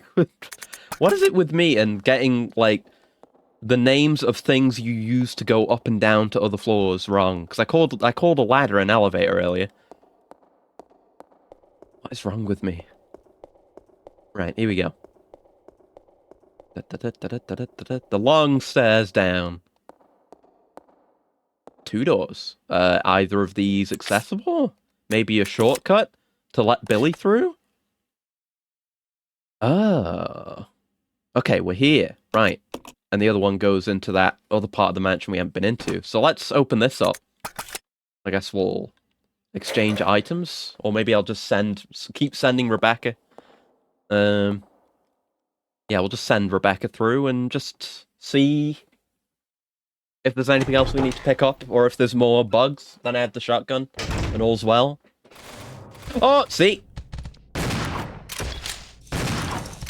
that a grenade launcher? Oh, fuck! I was looking at the grenade launcher and got fucking grabbed by the ghoulies. Oh, that's what I was looking for. Oh, hell yeah. Yeah, it's only loading like 1 shell. There's more ammo here, which is good. Oh, is that the other one of the statues that we need for that puzzle? Also, grenade launcher. Yeah, this will get us somewhere. Yeah, ooh! My god. Why are both of these statues so... You know. I guess we can send Billy in. There's another one of these doors. Is this a different color? Is this a different motif? A water motif. Okay. Alright, Right, let's summon Billy, I guess. Or take control of Billy. Whichever you prefer. This fucking room. Yeah, no, this way. There you go. Christ. Right, so this is back into the main hall. Across on this floor? Yeah. Yeah. Oh. Oh fuck! If I hadn't wasted time shooting at him, that would have been jukeable. Okay, so respawning zombies, or at least that's probably a flag spawn zombie. Like, we made enough progress. Okay, spawn zombie here. That kind of thing. Man, I could have gotten away with that. But I got bit and wasted ammo. Worst case scenario. Now he's at orange caution. Fuck. God damn it, Billy. This is your fault, Billy. Get you over to Rebecca. And we may end up having to use that red-green on you. Well, for now, I'll get you to grab the statue and go take it back. Hello. Inventory situation is good, so you can pick up the grenade launcher. Just so we've got that. Gimme. Grenade launcher, yes. I hope this works like before, where you just load the right type of ammo into it. Maybe it has an actual reload this time. A large grenade launcher featuring a revolver-style chamber. It's currently loaded with regular grenades. Well, it didn't show a reloading animation when I examined it, so I assume it still does work that way. So hell yeah. Alright, give me this. Thank you. And I guess, well, while we're here, I guess we'll have Billy spin the thingy as well. Nice and chunky. Yeah, it's beefy. Yeah. Quite chunkier than the RE1 grenade launcher. Somehow. I don't have them side by side to compare. But I feel like it is. Right, even though you've got a wounded side, can you still put in enough force to crank that shit? Start the machine. I guess we're gonna have him do this and then send... Unless... I mean, the chain might just stay in place as it's supposed to, but when does it ever in a situation like this? Yeah, see? He's holding on to it. So we gotta go get it with Rebecca, whatever it is. Let's see. Let the injured guy start the mechanism. Well, he's the only one who can! You know, Rebecca won't even try. She's like, oh no, that's a man's work. I can't dirty my hands with this. And she just refuses. Being an old place that may not have been visited for a while, it may be an older or experimental sort. Yeah, definitely could be. And we know, Umbrella's not above getting involved with developing experimental weapons, so certainly. What is this? Oh, a key! I think that's the first key we've picked up. Well, no, the first key we've picked up in the mansion. Not the first key we picked up in general. Let's just drop that. Can't? Why not? What do you mean? Huh? You can't leave items here? My guess is maybe this area will get, like, filled with water or something. It'll either get filled with water or otherwise... It kind of looks like a pool. But it will otherwise become inaccessible somehow. They don't let you leave stuff there. That's good of them. Because, yeah, I assumed before, last time, when we left the train, when we crashed the train, that anything we left behind would just be fucked, unless it was a key item. But no, like, the grapple gun, which is probably important, maybe, but also the gas tank that we left behind got kicked off the train, left behind for us. So, I guess they're pretty kind about that. Facility key, let's examine it. Find out what manner of key it is. Oh, shit! Oh, no! That's a fucking centipede! Oh, no! Hey, I don't like this. Oh, she's... Oh! Oh, fuck! Billy! Good thing I gave you the grenade launcher. Can't really use it, though. Or can we? Oh, shit! Billy! The bug snake? Yeah, it is a bug snake. I was not anticipating this. And it's damaging her, too. Hey, motherfucker. God, centipedes are so fucking gross. I didn't know this game had a centipede in it. Oh, it is just yawn. It's doing yawn behaviors. But isn't blowing up the head gonna damage Rebecca? This is not a good situation. Get fucked. Okay, we're out of ammo for that. Time for my 13 pistol rounds, and then we're down to the knife. If that doesn't work out, we're gonna have to load the save. Oh, fuck. You just bump into me? Ow! Ow! Just bump into me and cause damage. Piece of shit. Oh, God. Oh, fuck, I'm dead. Alright, cool. So you equip the tank legs so hard you got tank controls and zombies somehow. Yeah, yeah. I mean, it was playing. I'm playing RE0 now, but it was playing RE1 remake recently that primed me to be ready for tank controls in Armored Core. So it's all worked out fairly well. I just noticed that it's the fucking New York Times over on the left there. That's weird. I don't know if is that legally above board? That's kind of a branding thing. Can you do that? Huh. Guess nobody cared. All right, we're gonna have to go through all that again. But now we know, before we do that, equip Billy with all the fucking weapons. Are the faint sounds of footsteps those of survivors? Probably not. If it sounds like a total of 100 footsteps at the same time, then definitely not, no.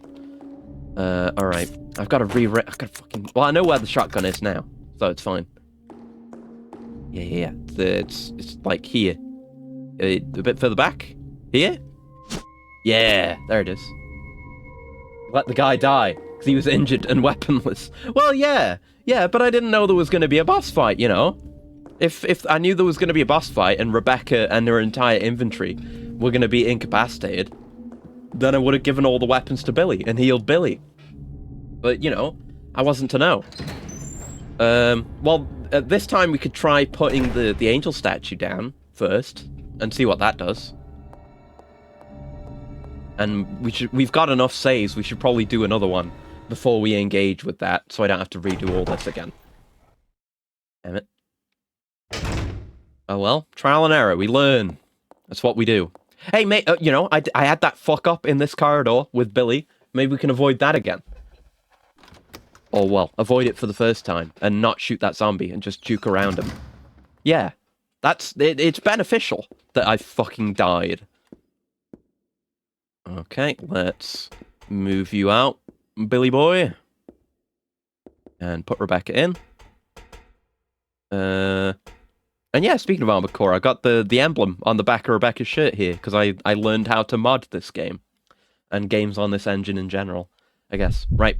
No, equip her with the shotgun. This is important. Equip her with a shotgun. Oh yeah, and the ammo. I didn't pick up the ammo. Oh shit. I guess, do we need to? It's gonna be helpful. Yeah, I left the ammo behind. Shit. Ah! Knew it couldn't be that easy. Yeah, we'll bring the shotgun ammo, and then we've got a repository to put our shotgun ammo into while we're up there. Because I'm gonna want that for the Sentai pod fight. Fucking centipedes.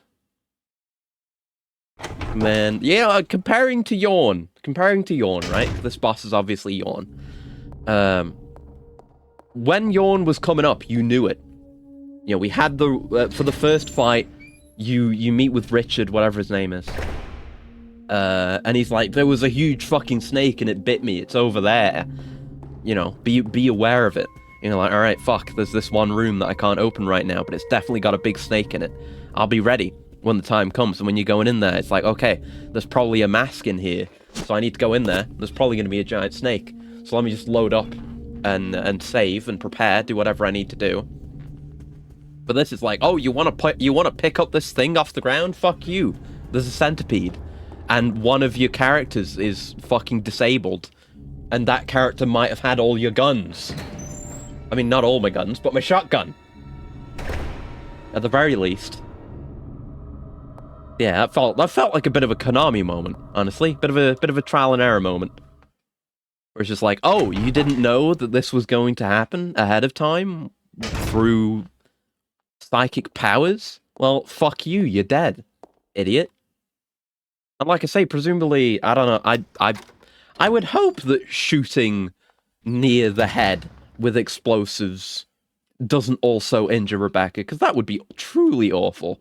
But presumably, you know, while she's like being made to bleed and hurt by the thing, it is dealing damage to her. Also, you're on a time limit in that sense. It is not ideal. Milder version of taking away all weapons just because the bad guy got you. Yeah, kind of. But like, I want to cool it. Thank you. 1 second. Oh fuck! Right, I forgot. Yeah, the bug was gonna come. I was just grabbing my coolant and not pausing. Right, 1 second.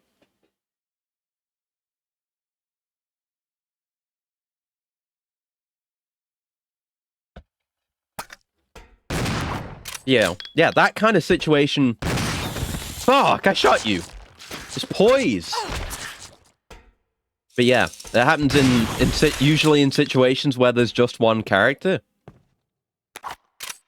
So it's a very purposefully designed thing. Even if it's bad and it sucks to play, it's still, you know, intended, and you've got to do whatever you've got to do. I'm getting him in 2 shots now. Oh fuck! Well, just about to say, it's nice to save the ammo, and then I pressed the wrong button. I guess because I'm being really up close, they're taking a bit more damage or something. But yeah, you know, it's an intended thing, and then you do whatever it is you need to do, and you get your weapons back. Like, for example, I need to get back to it at some point, but I was playing Ghostwire Tokyo, and that has a mechanic where you can lose all your powers just from various enemies that can cause that to happen. Although that mechanic felt kind of half-baked, because you could just hold a button for a couple of seconds and then get your powers back. And it's just always the thing that you do immediately. What's happening with my inventory? Pardon? What? Oh, I didn't drop the knife! Fuck. Oh, no. Shit. Well, hold on. Let's go back. And hope I don't take any bird damage. Right, yeah. We dropped the knife, also. Because the knife is, kind of garbo. Or at least my experience with the knife so far has been garbo. In 1, it was great. In this, it's not.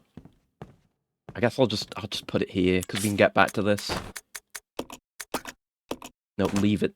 Yeah, okay. Okay. Now, we have a slot for making a red-green. Currently our one and only healing item, because I keep taking damage and having to use them. But this one's a red-green. Not just a green, or a green-green. A red-green. Most important color combination in the Resident Evil universe. I will take that, thank you. And I will take this, and hopefully dodge that fucking bird by crouching it. Combine into a red-green. And off we go. Immediately moving. Whew. Okay. Right, so this puts us in, yeah, the boss fight room. So I guess I'll just ditch the shotgun here for now. And the ammo. And just leave that there for Billy, because he'll be coming back here soon. Equip my pisty. Reload. No, don't examine the ammo. Reload the pisty. Thank you. Alright. So I guess we'll just go unlock the door and let Billy through. Although I guess we'll do the statue thing first and see what that does. And we'll save as well when we're ready. When I'm good and ready. Wait, there were bugs in here, weren't they? Oh shit. God damn it. Turn around. No. No. I thought I was being optimal. I was not being optimal. And I'm happy to spend shotgun shells in here, because that means I get the grenade launcher. Okay. I'm thunking. Sometimes the results of my thunk aren't optimal, but it leads to better thunk down the line. Or at least it should, eventually. One day. Maybe. Right, shotgun. Yes. Shotgun. Yes. And equip the shotgun. Yes. Yeah, we can do the same thing again. Send Billy over. Did I unlock the door? I think I did. I hope I did. Did I? No, I didn't. Unlock the door. That's important. Yeah. And then Billy can come through whenever. Thank you. Right. Yeah, and then we can do the handoff of all the guns to Billy.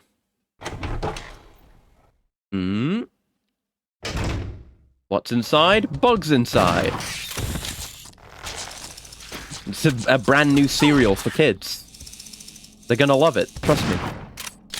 I'm an expert in marketing and food, health, and safety.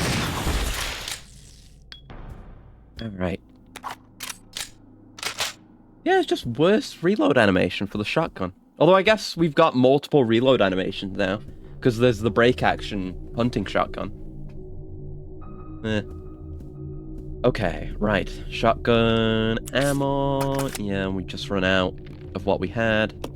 Painting depicts an aristocratic lady. Painter has accentuated her sense of nobility. Well, that's nice, but I really want the shotgun shells. Yeah, no, I really want the shotgun shells, though. Yeah, thank you. Okay, cool. Good of you. Don't really know why I did that, because I'm going to drop him straight away. Because Billy. Yeah, leave that. Leave that. Leave that. Leave that. And I guess we'll... Because we're going to do the statue thing. I guess I'll just grab that with Rebecca and go through. Because it's right over here. Whereas Billy has to travel farther. And do the zombie juke, which I haven't forgotten about. I will do that. We'll not shoot that zombie and just run past him. I hope. Right, this way. So let's see what this does. I have no idea. Not a terrible idea. Cutesy bug marshmallows or cereal filled with some kind of filling. Could even be healthy. But you know, I mean, you could do it. You certainly could. It would be very difficult to market and would probably end up selling badly. But you could. What if that's how they make us eat the bugs? Is making cute bug cereal with bug filling. We do all remember the Hungry Hungry Caterpillar, but you know what the Hungry Hungry Caterpillar ate? I mean, it's like everything, but mostly like leaves and plants and shit. That would make you want it. That, you know, if there was a Hungry Hungry Caterpillar cereal, it would be all planty or something. Anyway. Oh, right, I didn't examine this fucking booby statue. Oh my god! It's got it everywhere! Jesus Christ, this thing. Stone statue in the shape of a woman. God damn, yeah, it is. I have to get closer? Do I have to interact with it first? No.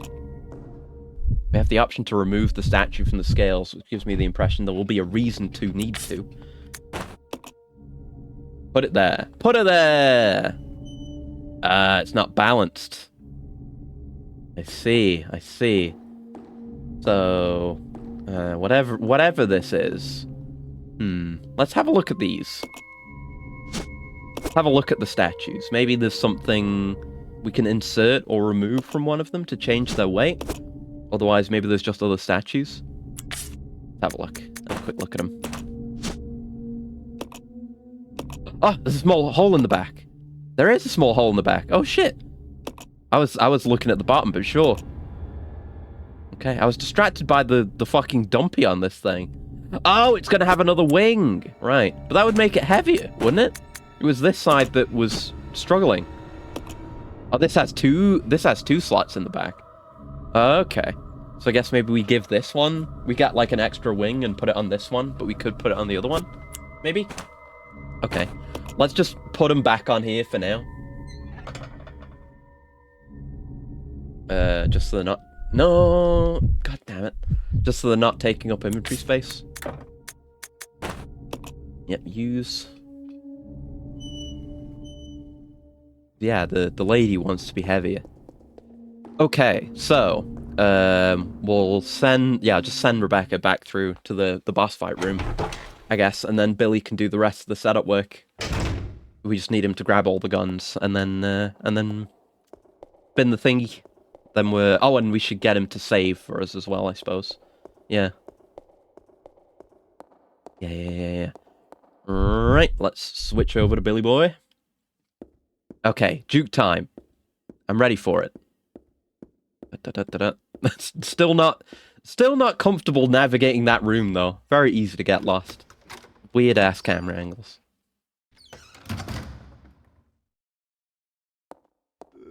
Get juked, idiot! Woo! That's what it's all about. That's Resident Evil right there. Hell yeah. You spun around surprisingly quickly. I was worried that wouldn't work, but it did. So it turned out okay. Alright, guess we'll save, yeah? Why not save in here, I suppose? The rooms are literally right next to each other, so there's no reason not to. Still weird that there's just 2 save rooms directly next to one another. Yep. Record data. We still need to do, you know, we need to fill Billy's inventory, but still, that's fine. Save successful. Also really appreciate that they start the cursor on your most recent save. So it's easy to just scroll down one. And rotate your saves. Very kind, very kind. Let's leave that. Leave it, I said. We'll probably have to ditch Billy's knife somewhere. But for now, let's go to where the boss is. Yeah.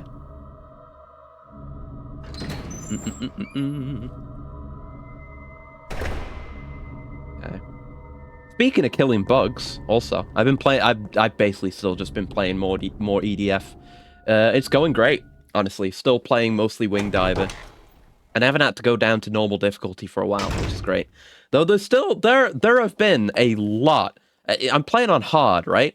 And there's very hard and inferno above that for each mission. And there are, I mean, you know, it comes with me, you know, going forward with the progression of the game and getting stronger and stronger weapons slowly. Oh, the clock, but it's broken. Stop taking altogether. Yeah, some of the missions are properly white knuckle, just all the way through. Like the one where they introduced the Spider Kings, which are, as you might have guessed, gigantic fucking building-sized spiders. That mission was really tough as a solo Wing Diver. A lot of just retreating, trying to get enough energy back, because the spiders are strong in general in EDF. They'll fuck you up real bad. What's your current inventory situation? Right, drop this. Yeah, drop it. Put it down. Well,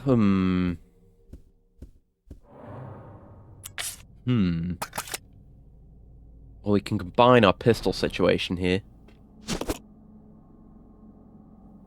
Good thing RE doesn't have spiders. Smile. No, we already fucking dealt with the spiders. They're not going to show up again.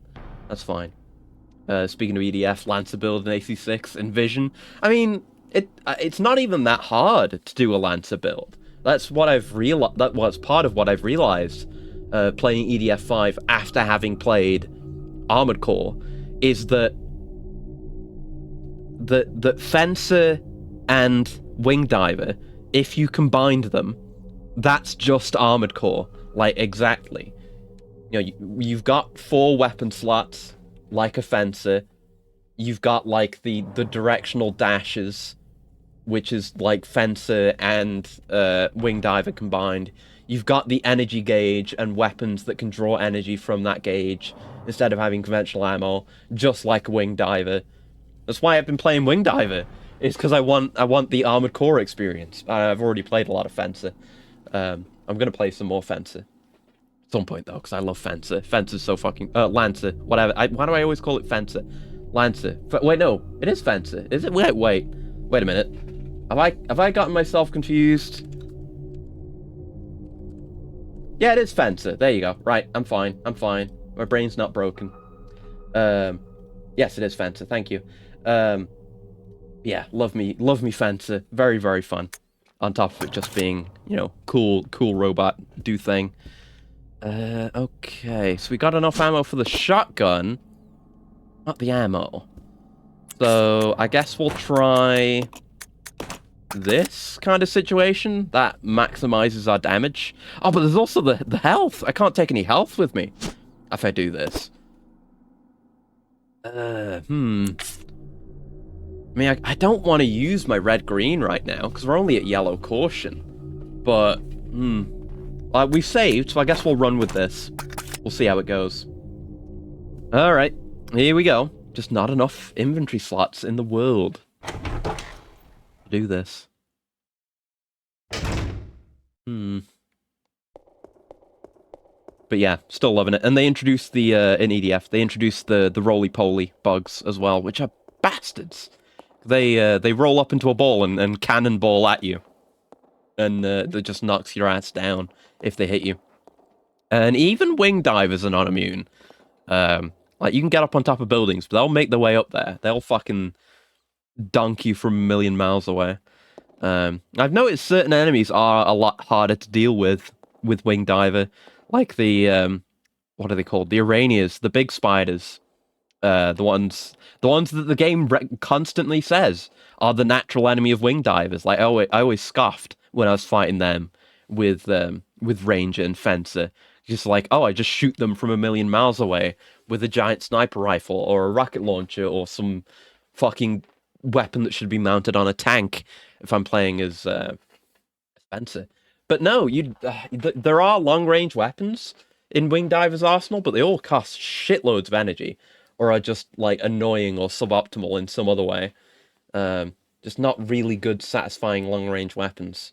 At least that could be used against them. It's mostly short range stuff, which does work great because a lot of EDF 5 specifically, its enemies really strongly encourage a kind of urban warfare, guerrilla, duck and weave combat style, especially the frogs and the Ailamaus that show up later. Really encourage that stuff, so it's great fun playing Wing Diver, but anything you fight at long range is a bit more of a struggle. Yeah, I love the frogs. This is something I think about whenever I'm playing EDF 5, is that maybe I'm becoming a bit too sadistic. Because, like, the frogs and the Ailamaus, the other humanoid enemies, they all have the limb destruction mechanic, and the limbs can regenerate and stuff. But it affects, I think I've talked about this already, but, you know, it affects them, like, if you knock a leg off, they'll be on the ground, and you can turn them into a nugget. I've definitely said you can turn them into a nugget before. But I really enjoy torturing them far too much. But you can do it strategically too. Strategic torture. Like, and a lot of those really big humanoid enemies do a shitload of damage if you let them keep their gun. So it's a really good idea to blow one of their arms off before getting in close to engage. But like I say, with Wing Diver, not as much of an option. Like, you have some decent long-range weapons. There's the long-range category, which is the sniper-type weapons, but those are the ones that take a million energy, and also have, you know, you have to fully charge them, or they'll be inaccurate and useless, and might not even do that much damage if you do fully charge them. But they have the other ranged weapons, but those are the ones that are physics-based, like the big energy balls that have arcs and trajectories and such, so it's harder to aim for a certain body part at long range. So you can't use them like a sniper rifle. So you have to get in there and like be around buildings, like charge your weapon up, dodge out, and like immediately shoot them in the head and pop the head off like a grape. It's very satisfying, especially with the Ailamaus, because those have layers of armor. The basic ones have just an armor layer over all their parts. You have to crack the armor first before you can do any damage to them. And then they've still got the limb damage and regeneration system, so you have to get them down quick. But then there's the other ones that I got introduced to again last night when I was playing. The heavy armored ones that have huge fucking guns and 5 missiles. It's like miniguns and shit. And those have 2 layers of armor. So you have to crack the armor twice just to get to a single damageable part. But it's very satisfying when you pop their heads off specifically, because so much blood just spurts out and they collapse to the floor. I love it. It's great. But again, it makes me sadistic about the machine. But that's what you need to be. You need to become an efficient killing machine. On hard, certainly, and likely even more so on higher difficulties. Because they already do shit trillion damage. Alright, let's switch. Okay, and no real need for you to equip your pistol, but whatever. Let's give this a shot. Yeah, there are those moments. There's a weapon I use, the Stardust Cannon with Wing Diver, which is kind of like an energy plasma shotgun, it's pretty good in general. I basically bring it for every mission now. Where if you're up close, well, if you're too close, it'll damage you. And if you do a fully charged shot, up close, you'll die instantly. So I've killed myself with it a lot. especially against enemies that come up really close. So I don't use it all the time for that. But it's good for like big groups of enemies as well, and flying enemies that are usually in groups. You can hit them really well. It's a great weapon. What was my point? Did I have a point to this? Oh yeah, with the humanoid enemies, it's pretty good because you've got a spread on it. So you can just hit them across their entire body. More often than not, you'll just put like a couple of quick spread shots into an Alamau, and it'll break one of its legs, and it'll be on the ground. Then you just fly up into the air a bit to get a good angle on the chest, and just pump another couple of shots in there, and it's down. But, you know, the game makes you an efficient killer. You don't like... No, I do like the winged diver shotgun. It's incredible. Like, I bring it on every mission. That's what I was saying. But you have to be careful, because you can self-damage with it. And if you shoot something point blank, whether it's a teammate walking in front of you, or a wall that's just appeared in front of you because you're moving around, or it's an enemy that's flying into you, like those roly-polies, and you fire off a fully charged shot, it will kill you instantly. So I love it. It's really strong. And like I say, I like doing war crimes with it to Alamaus specifically. But it's dangerous. Just dangerous. Anyway, Centipede. Fake yawn. Oh, we can skip cutscenes though. Let's go. Great. Yep. Billy. Billy indeed. Okay, where have you gone? Can't see you. What was I saying, though, about the conspicuously large room and the many camera angles, right? Was I right or was I right? I knew that shit was suspicious. Okay, don't get too close to the legs, because it'll damage you no matter what. That's what we've learned. Whiff. Probably not a whiff, actually. Don't get close to the legs. The exact scenario in which we got damaged last time. A bit close. Would you let go? Oh, shit. Okay, shotgun. Billy Blaster. Yeah. I guess aiming for the head is probably better, but I don't know. We just don't know. It doesn't seem too bothered by Billy, though. It's just doing its thing. It's just trying to vibe. Yeah, you just get into the right spots and pop him.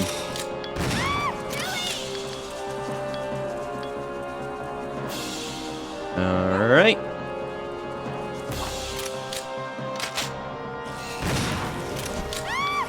Hey, you. Stop swinging around. Oh, wait, you dead? Oh no, it's just doing a thing. Stop doing a thing. Yeah, let it go. Oh no, it didn't. Fuck. Okay, there you go. Jesus. Hey, no Billy damage this time. Who knows with Rebecca, though? Rebecca! Not subtitled? Are you alright? For some reason? Yes, thank you. Jesus, that thing. At least it's fully dead, and it didn't just run away like Yawn. Defeat Centurion. Okay. That's a very good name for a centipede boss, I gotta admit. Much as I don't really like him, I do like that name. Alright, yeah, everyone's just at caution, so no major damage, I think. We are eating land lobster tonight. No, you can't. I'm not eating the bug. You can do it if you want. That's more for you. You enjoy that. I am not eating land lobster. No. Fuck that. I'm not eating bug. The bugs are gross. Fully expecting it to wake on up. It might, maybe, but we got the achievement. It said we defeated Centurion. I don't know. But right, let me have this cool. One sec.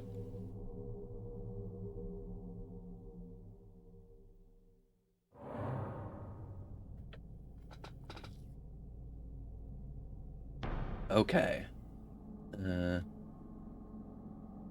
Right. Let's check something. Right. So I guess we'll... I mean, what do we want to do?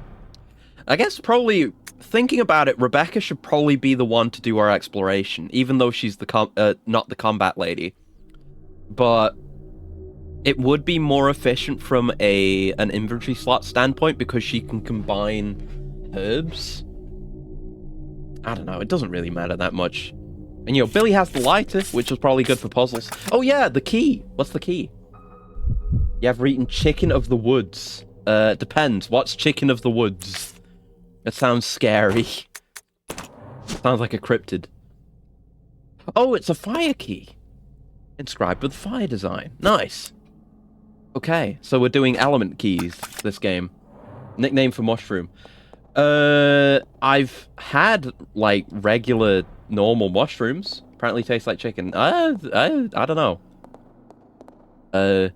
You know, being a robot, I don't eat that much food. So I've had some mushroom once or twice, and I've had some chicken once or twice, and I don't really remember what they were like, so who knows? Yeah, I didn't know that was a name used for mushrooms. How odd. I had never heard it either. Can't speak. Can't investigate Centaurian. Centaurian does not have a hitbox. Okay, yeah, see? The ladder's broken. That's why they don't let you leave items down there.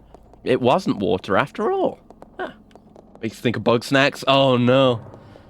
I've seen some of the cursed shit you can do in bug snacks. What a weird ass game. But you know, I'm always happy for there to be more weird ass games in general. That's a good thing. Okay, so there's a couple more doors we can open now, and we still haven't been down that downstairs way that had a door. Also, let's nab this. I guess we'll take the knife. Probably just take that back to the main room. Leave it there. Definitely want to bring the herbal mix with us. Good God. Soul. Yeah, it's got soul to it. I'll give it that, for sure. I haven't played it, but I've seen a playthrough. Alright. I guess we'll do another save, because why not? We don't have to do all that again. And again, we're not, it's our first run through, we're not going for a low save count run, or anything like that. We can just be saving. Especially after bosses, completely reasonable. Okay.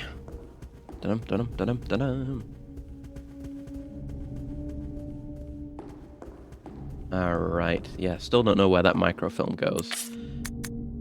Let's ditch the knife.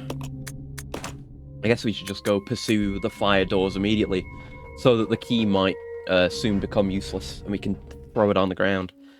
I guess we'll run with this. I'll press the wrong button. You stay here. Yeah. And then do that. And then grab the Incuriboni. Oh, no, I want the pistol ammo. No, I've got the pistol ammo. What am I saying? No, I'm dumb. Yep, don't need to do any other inventory management. We'll just grab that. We'll do a save. Yes, please. Thank you. Yep. Yep, there you go. Struggling hard to interact with it there.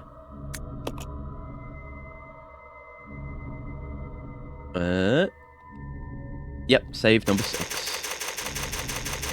Still gotta watch that entire thing get typed out. So presumably you need to wait longer the more, the more characters are being typed out. Weird. Wonder if that, I mean, a speedrun, I was gonna say, I wonder if that could be a speedrun tactic. Obviously, a speedrun probably just wouldn't save. Obviously. Are there gonna be zombies in here again? Because there was that door. And we've seen that they're manually respawning zombies. That one is no threat, though. Use the fire key. In I go. This is close to home base, so we can just grab whatever shit we want to grab from here. This place is gross. Oh, the atmosphere. There's that RE1 remake shit. More bottles. Maybe the Molotovs are really good against the bugs? I didn't think of that. Yeah, maybe I should make some more. Oh, is that lighter fluid? Oh, let's go. Yes. Yeah, now we can go open that other door. Right. Yeah. So, sink has long since lost its shine. These utensils appear to be well used. Yeah, it's gross as fuck. Refrigerator. Door is broken and refuses to open. Oh. Is there anything else in here except these couple of items? Guess that's it. Okay. Do we have space in the inventory for the bottle? Because I'll take it. Oh, it's over there. So many camera angles for a lot of these rooms, especially when they've just got, like, 2 items in them. Yep, thank you. Take all that back. Now I've got to remember where the other fire door was. I think it was on the other side of the house. Aside from that, I'm not really certain. Uh-oh, that sounds like 2 zombos. Yeah, it does. Let's run. Oh. Well, getting grabbed from behind, too. Wasn't even facing backwards, you piece of shit. Well. And yeah, of course, because the zombies don't always move back to their initial positions. And the camera is hostile. The camera's hostile in this game. I'll outright say it. And yeah, it's time to use the herb. Unfortunate, but it's all we've got. It's our only healing item. Okay, I will give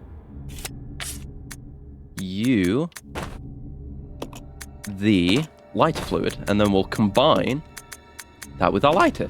Yeah, we finally got a working lighter. Even changes the portrait. Lighter is full of fuel, full of pilk.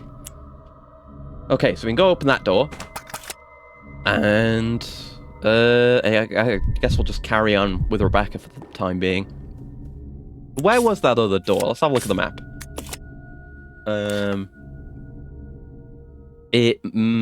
I don't think it was the one on the left there.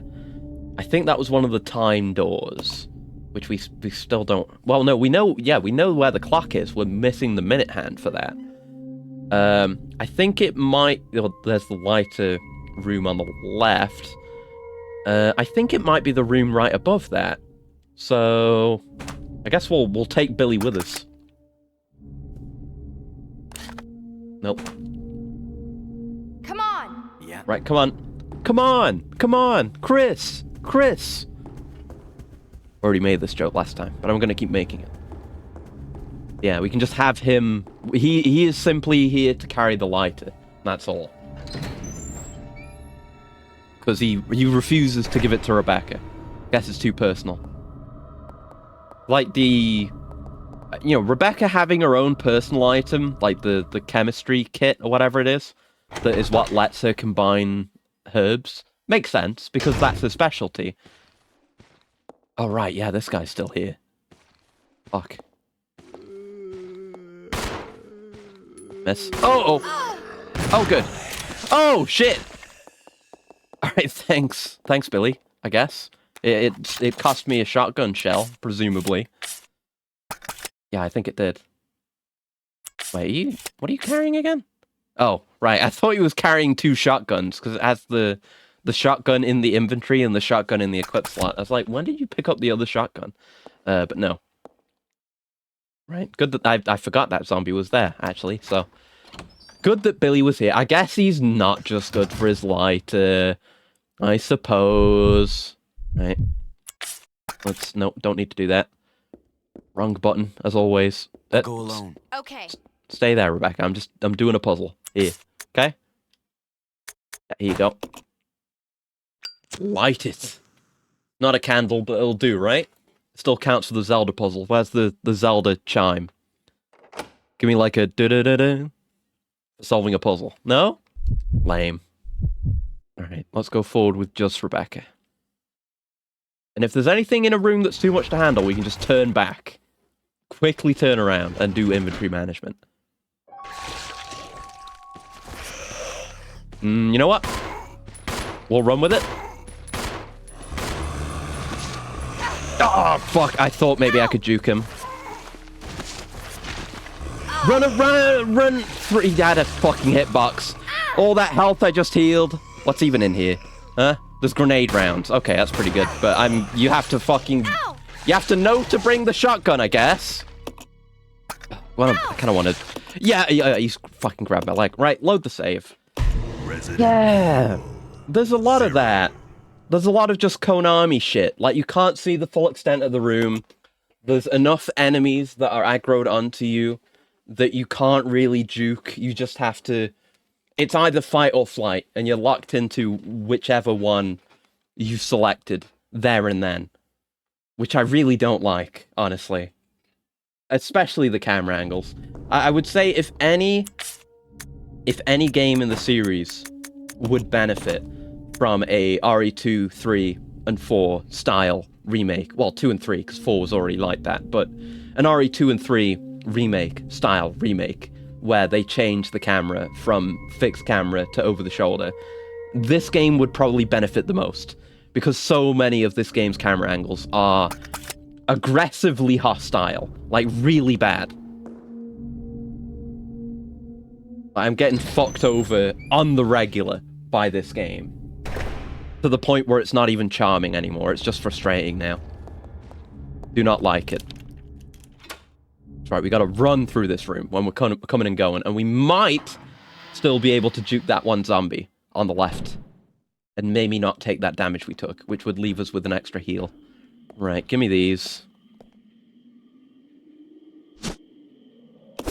And the Molotov's not even good for, like, crowd control or anything.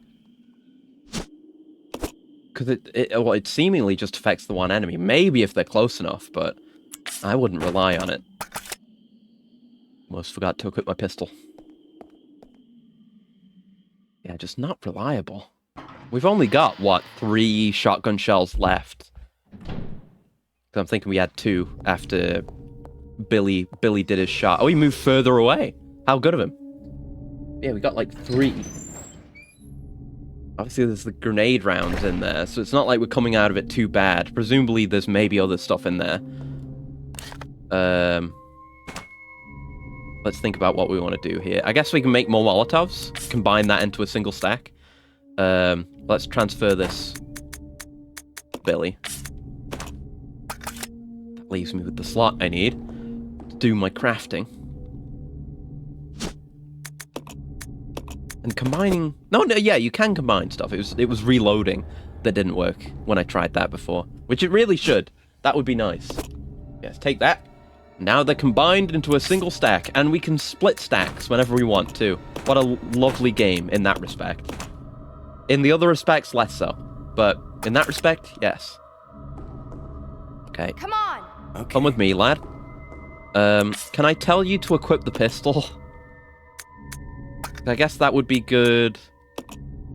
Yeah, let's just switch over. Yeah, because I can do that from in here. Then it's... Yeah, I don't have to do the whole animation outside. Right, so... well, yeah, use this. And have you equip this, so you're not wasting our shotgun shells. But I could still use your help and fight. So, okay. Now we'll switch to Rebecca, and we didn't take the damage getting up to this point, so I've still got my red green ready to go. Okay. It's all coming together.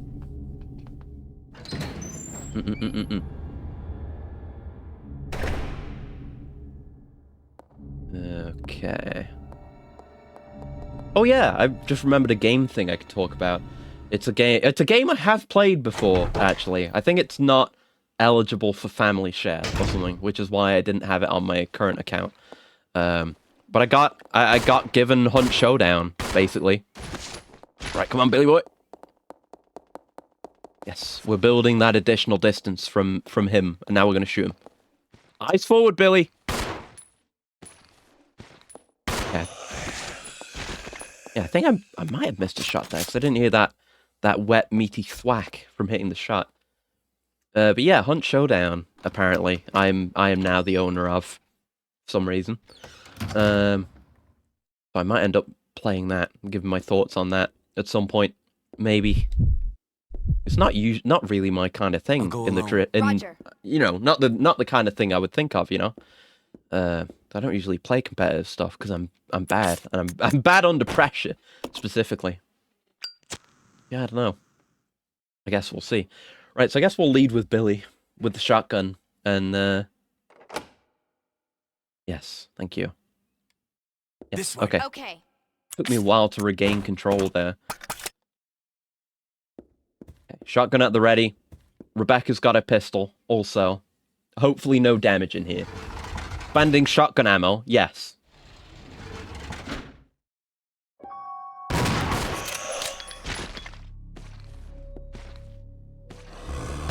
Yeah, fuck going for the crit with this camera angle. Okay, let's switch to the pistol. Don't want to spend that much on these guys. Yeah. Maybe could have done that, like with all pistol with these two, but it's fine. We got some granada. Thank you. Is that really all that's in here? Oh, no, we can climb up this. Okay. Oh, there's a candle. More candle puzzles. There's still life painting of fruit in a basket. Some of the fruit in the painting is rotten. Oh, gross. Maybe you shouldn't be following me around up here. There's not much space. Filing cabinet is in a state of total disarray. But there doesn't seem to be anything of interest. Yeah, but there's a spot for a candle here. Ooh, and a pushable bookcase, presumably. Unless that's the one that opens. That's pushable. Ah, what's that? What have we won? Good. Oh? Is that to do... Oh, I bet we're going to open this up and it's going to have one of the wings in it. For the good statue. The good angel. I bet. Odds on. Let's see it. This is why we carry a walking inventory around. Yes, the Book of Good. Examine. Open the book. What do you know? Oh, it's both wings. Cool. There's a dead pigeon inside. Cool. Got angel wings. Alright. Okay, so I guess we can go solve that puzzle now. Yeah, alright, come with Bill. Way. Okay. Bill, come with Billy. Don't know if there's anything else to do in here. That seems pretty good for now. And yeah, I've noticed that there definitely isn't the thing, at least I don't think there is. I've been looting rooms pretty thoroughly. But there's not the, the red-green room highlighting on the map now to indicate if you've picked up everything from a room. At least I don't think there is. I haven't really been that thorough in checking, but I think so. Is this where the fire door was? Yeah! Good shit, my memory. Use the fire key. You don't seem to need this key anymore. Throw it on the ground! Let's go. God, I love these games. Just for that. Fantastic. Ooh. The, like, noir mystery piano tones, yeah? Yeah, that's pushable. Okay. Seems like it would also be climbable, but I don't know. Is it climbable? Yeah, it is. Okay, let's not go hog wild with it then. It's a button? Let's look around. That's ammo. Who's holding the ammo? I'm holding the ammo. Give me that. Oh, and shotgun shells. Let's go. Yes. And I'll do some inventory juggling so Billy can reload these into the shotgun here and now. Stupid table. Right, so we are full right now. So let's just... Oh wait, we can fucking load those. Right. Yeah, it wasn't a problem at all. I just never loaded the shotgun shells. Dumbass. Right. And now load those into the shotgun. And I think... Yeah, still be one left over. But that's fine. That's fine. That shotgun ammo recovered. What does this do? There's a switch here. Flip it? Yeah. Oh! Turn the lights on. Okay. Did that reveal something? There's a note. Assistant Director's Diary. September 2nd. A useless bunch of trainees, as always. Why does headquarters find these idiots? We did get a couple of decent ones, though, so I can't complain, I guess. William and Albert! Oh, shit. They might have a future. September 25th. Scholar Will. Practical AI. No, Al. It's not AI. I fucking hate lowercase L's and uppercase I's looking the same. Fuck. Yeah. Yes. Birkin and Wesker. Scholar Will. Practical Al. They really are opposites. And they're always competitive in everything they do. There's something ruthless and cruel about them both. October 7th. Got a sudden call from the director. It was to tell me to encourage a rivalry between those two. Yeah, it usually works, you know? You ever watch Naruto? Devil May Cry, anything with a rivalry, it works. First time since this training facility was built that Director Marcus has ever shown interest in anything other than his research. Well, whatever. Orders are orders. Gonna have them tearing at each other's throats. Damn. Got the assistant director's diary. Ah! Oh, I see! Ah! There's a thing up there. I know what we've got to do. Right. I'm gonna switch. You stay here. I'll go check over there. Okay. I think this one, or something where you have to do the same thing, is in one of the little gameplay preview demos, if you leave the game running in the start menu. If you hit him with one of those, I guess you don't need to do it. Oh, maybe, whatever. This is the fastest way of doing it. Is do a quick switch, like that. Yeah, gaming. Maybe the light revealed this, or maybe I just didn't notice it before. What did I win? Seems to be something here. Oh, the minute hand. Nice. Right, I forgot. Billy Boy doesn't have an inventory space. Right. Back to the walking inventory / billboard. Fuck, wrong button. Right, so we can maybe open up the clock door now, plus potentially solving the weight puzzle. Iron Needle. Yeah, I know what it is. Okay. So can we... Is there anything else we can do over on this side? Can we get around this table? No, that's a dead end. Alright. Oh, we can just walk around this. Okay, cool. Yeah, just looking at the map real quick. I mean, there's no thing that says that like, you know, there's no key, no legend that says like red is an uncleared room, because one had that. So I assume there just isn't that. Are you coming? I'll go. Okay. No. Come on. Yeah. Billy, come on! Billy, come on! You better come through this door, you son of a bitch. I have to watch that door opening animation one more time. Okay, good. You're not in trouble this time. This time. Right, let's go do these puzzles then. See what we can get done.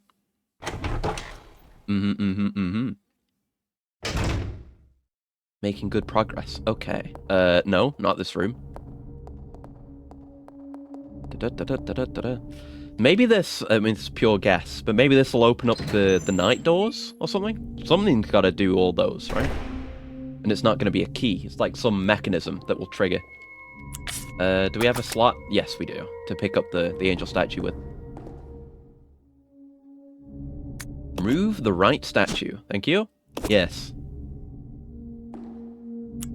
I bet what's going to happen is this is going to be a puzzle that continues even longer, because the other one still has a slot for a wing to go in. So I bet this is going to make this statue heavier than the evil statue. And they still won't be balanced. Can we use from here? Yeah. Yeah, what do you know? It's a long-term puzzle. Right, so yeah, we have to go back to the room with the candle. Or no, we don't, but no, I probably shouldn't do it that way, because then that's going to separate our characters again, which is fine, but shouldn't do that if we don't need to. Then I don't want to have to go and like switch back to Billy and retrieve him. Let's keep them together for the time being. Okay. I'll probably keep them together as long as I can, whenever we're in familiar territory. And I don't expect there to be enemies, or at least not too many enemies. Exploring new areas is probably better done with one character, so you can do juking and stuff without the other character getting caught or wasting ammo or something. God, slow up that staircase, real slow, guys. Come on. Got to pick up the pace here. We're gonna have to go through the bird room, right? Or the bird. This is not the bird room. This is just outside where there are birds. The bird room is distinctly different because the birds burst through the windows. All right. Pay no attention to the birds. Very good. Very good. Very glad. My juking was enough to protect Billy as well. Be very pissed if he took damage from that. Right. use. I guess we'll examine it, because it says it's a needle, but it's like, actually, a minute hand. Could be part of some decoration. There's a hole in the base. Does not change the name of the item. Okay, gotta check, though. It's a solidly built clock. Move the hands. No. What was the time we needed? I want to say it was 9:18, but I may be wrong. Let's see. I think it was this one, Notice Tall Staff. 8:15. Nope. I was getting there, though. Close. 8:15. 8:15. 8:15. Yes, move the hands. So that wants to go to the right. To the right. To the right. And switch to the... How hand? One word. Left. Left. Left. Left. Okay. Ah! Nice that you don't get like a puzzle confirmation until you've actually exited out. Okay, so it's both those doors are open now. Cool. Thought there might be different times for both of those, but no. And the clock's like running again. Cool. Alright, let's brave the way back through the birds. I guess I should bring the knife with me, because this is not really a great spot to retrieve it from if I need it. Let's ferry that back while we're working on it. While we're here. Yeah. Ta-da.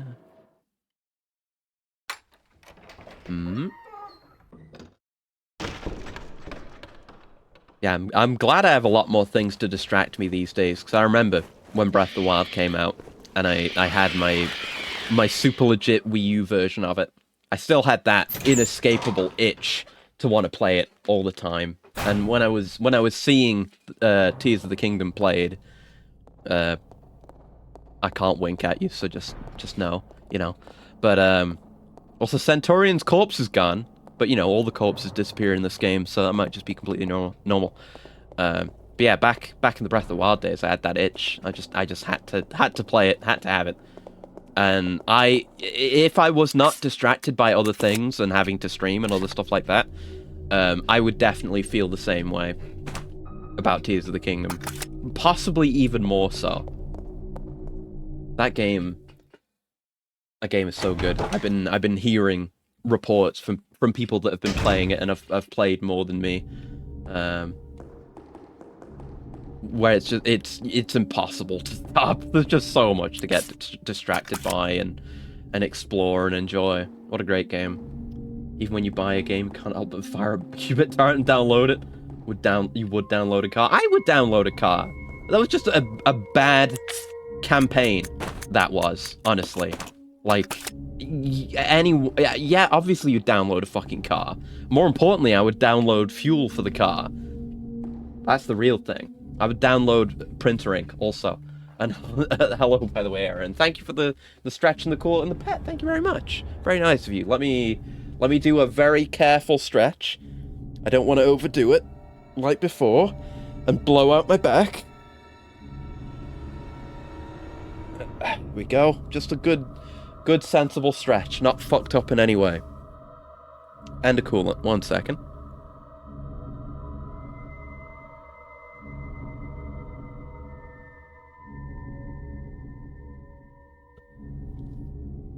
Okay. Right. So I guess we'll, like I was saying, we should... Yeah, not bring the knife. Jesus Christ. But we're going to explore some new rooms, so I guess we'll leave Billy behind. And go with Rebecca, because inventory space. You know, combining... I'll go check over there. Combining herbs. Yeah, let's leave the knife. Don't need that. You download several Linux ISOs and then seed them forever. Based. Yeah. Taking the apple that drops outside the fence and this little lot in the tree, and it will surely grow more. Yeah, and you could even grow your own tree. That's the cool thing. You could grow your own tree, and from that tree, grow a bunch of your own apples too. After a while, and you could even like send a gift basket full of the apples to the guy who owned the land that had the original tree on it. Even, imagine seeding.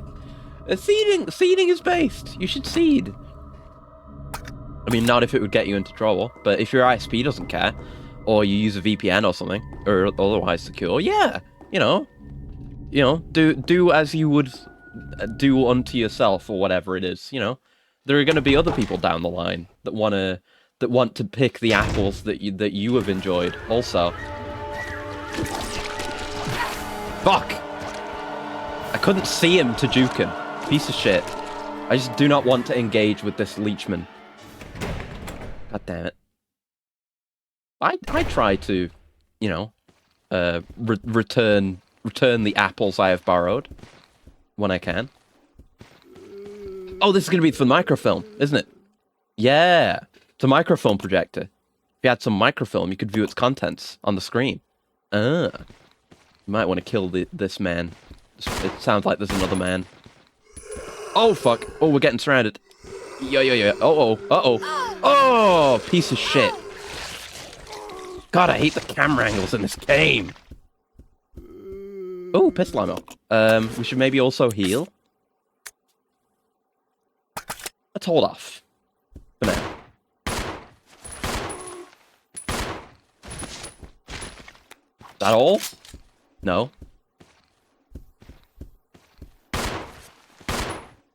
That's all of my shots hitting. They may have been. I don't know. Give me the ammo. Oh, I hit. They're both. Ah! Jesus Christ. Fuck these camera angles. Why are they all like this? It's all camera angles that fuck you over. Is that a readable note? I want to read this stuff. I cannot read any of this stuff. This camera angle. It's literally just to be hostile. Like, the camera angle doesn't show you any important objects.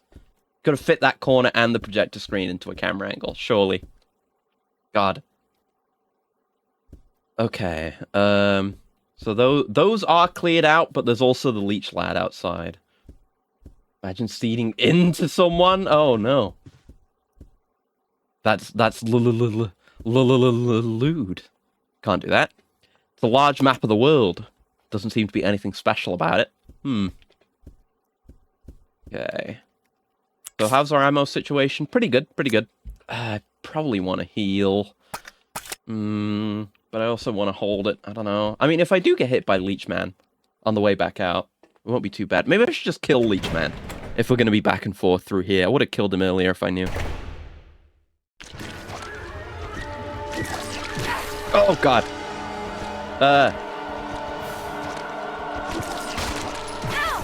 Can't see. I'm dead. Cool. Great. Oh, that sensor's so far back. God, I'm kind of getting why people might not like this game. Every enemy is always fucking off screen, and you can't see what they're doing. Ah.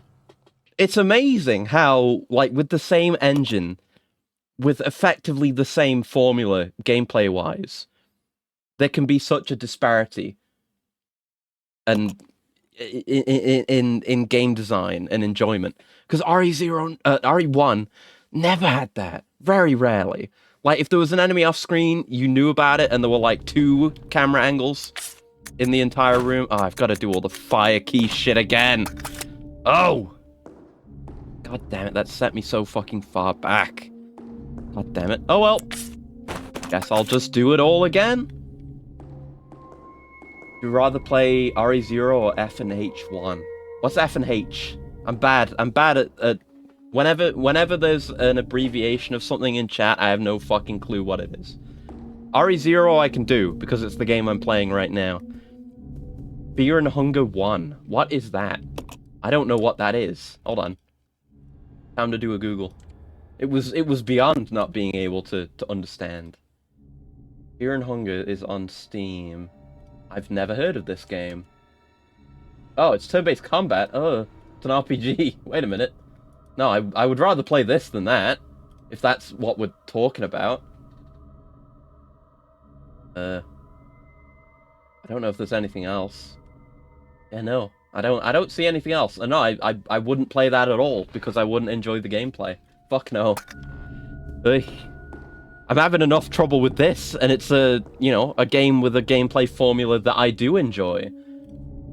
If I was playing a game whose gameplay style puts me to fucking sleep, yeah, that's worse. I think generally I'd prefer to be angry than bored. That might not always be true, though. I don't know. I don't know if it has a stream mod to censor some of the stuff in it. Oh boy. I mean, you can't tempt me. You can't tempt me into streaming it.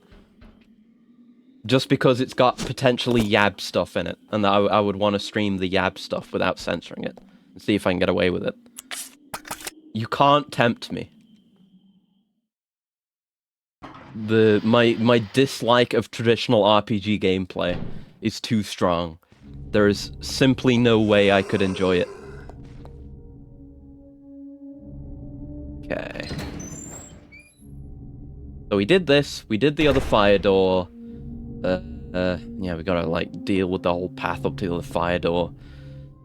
Alright, well, I guess we don't need to do that right now, because all that got us was grenade launcher ammo and the wings for the statue, which doesn't complete that puzzle right now. So we could go do other stuff. Yeah, that's good, that's good. Let's give you the lighter fluid. No, don't examine it, exchange it. And that will just leave, because, you know, Molotovs have not proven themselves yet. Hey, maybe they could. Maybe they're good for leechmen. Let's try that, actually. That's a good idea. Let's just... Fuck, I can't remember how to do it from here. Switch to Billy. And refuel his lighter. This guy way back who speedran eroge games on stream is about being able to skip over yab stuff before it triggers a takedown. Yeah, if you can skip all the stuff and it doesn't actually appear, then of course that would be fine. That makes sense. That's funny. Okay. So yeah, we're going to the other fire door, which is where we were, right? Was it? No, it was... Oh, it's the time... Oh, fuck. Where did we get the time thing from again? We don't already have that, do we? No. No, right, there's the other fire door, and there's the candle door. The candle door is the one that has the angel puzzle thing. It's the fire door that has the key thing, I think? Maybe? Yeah, I guess we're not going to Leechman right yet, so we don't need to test fire on him yet. Yeah.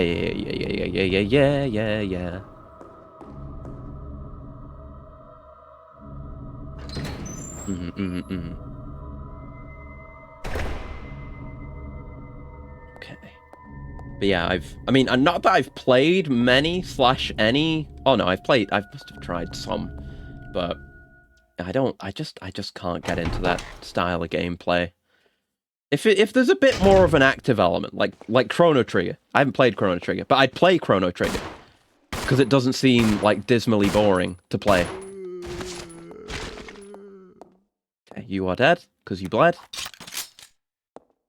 An H's core mechanic in one word is dismemberment. That sounds cool, but, you know, if it's still just, you know, select your moves from a menu and play every single fight the same way, because all you can do is do shit from a menu, and you've just got your handful of abilities that just, you know, they have the one way that they work, and that's it, then I would still not play it. That is not enough, for me. That's not enough to remove it from the core unfunness.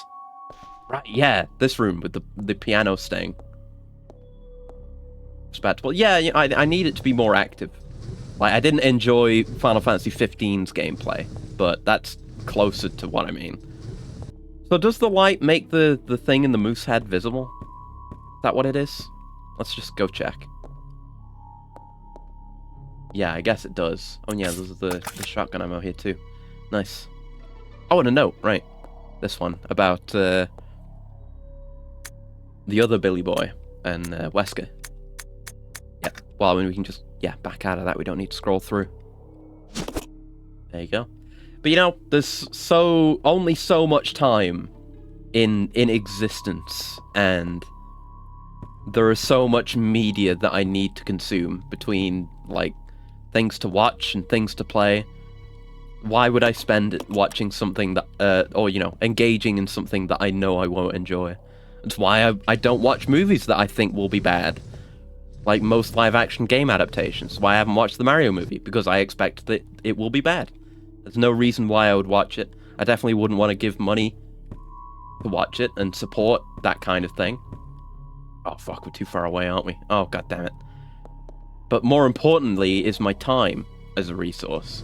I don't want to lose it when I could be doing something I know I'll enjoy. Miss anything in the last 20 minutes? Seems like it. Yeah, I died. So now I'm back in here again. Oh, yeah. Oh, there's ammo here. Yeah. Did I get that before? I don't know. FF's Kingslave movie manages to hype you up and the game was a disappointment. Yeah, I never watched that movie, so that worked out for me, I guess. The chat topics got crazy. Yeah, we talked about some things. Just been talking about... I've been told about a game that I had never heard of that I won't play because it's a turn-based RPG. Right, that should be close enough. Can we get over? Yes. Or can we get to the other side? Can we? Yes, good. Still need to make programming projects that appeal to your laziness. Yeah, yeah. I mean, that's the ideal. If you can make something that saves you time, that's not being lazy, that's just being smart. If anything, if you know that you can use your skills to create a system for yourself that saves you time in the future, gets you time back that you can spend on other things. If anything, any time you spent procrastinating on not doing that is the thing that's being lazy. Because then, you know, you're getting a positive time gain by doing it, effectively. Watch it after you looked out? Oh, good. I've never seen it. Make a game players never have to play? Ooh. Ooh. What's the joke? What's the joke? What's the punchline?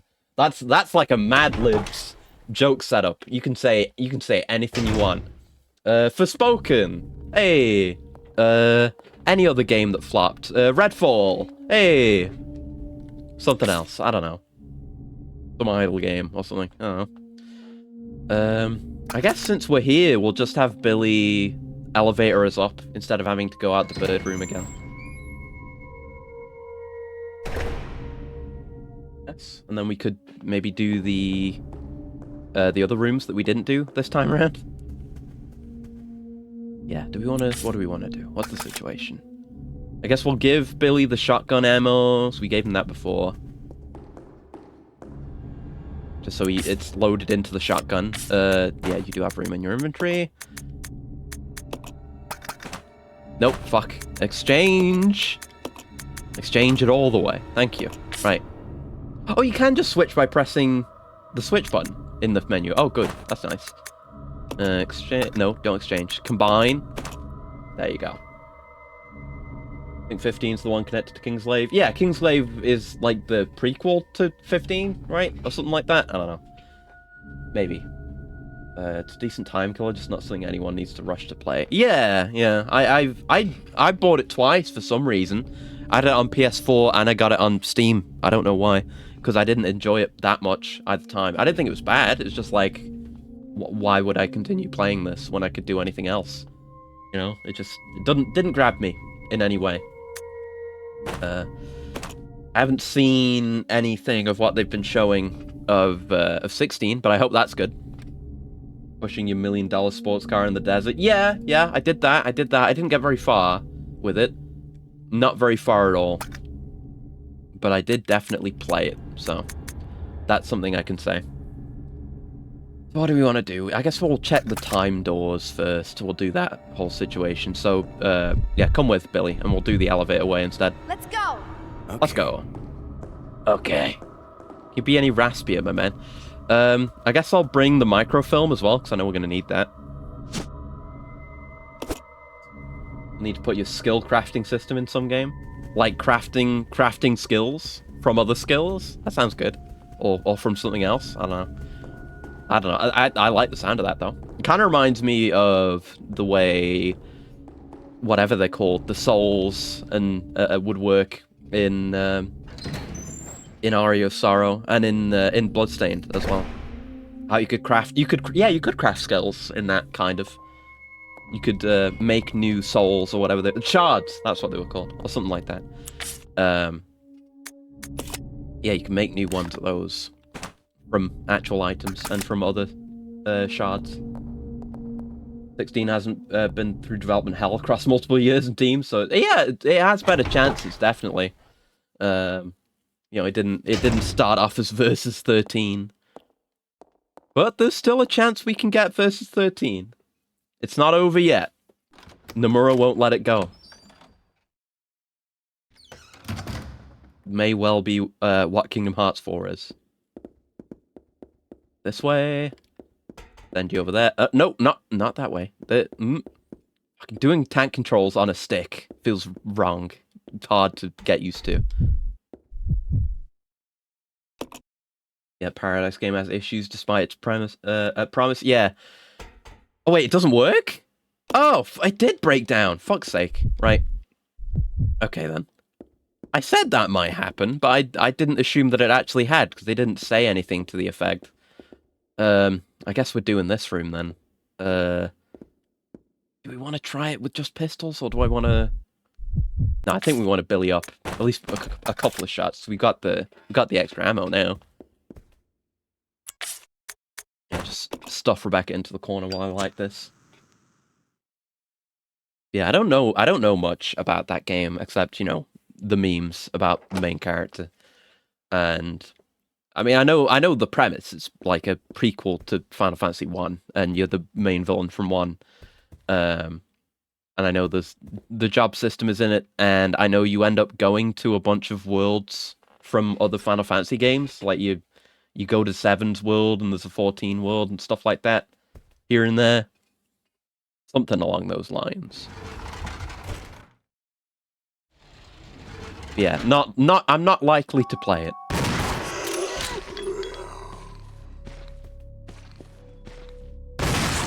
Hey! Not that the crit really matters. Yeah, they both went down in one shot, but still feels good. Let's switch to our walking inventory here. Crafting skills from components and disassemble other skills into those. Say a skill freezes an enemy and does X damage, then you disassemble it into freeze and do X damage. Ooh!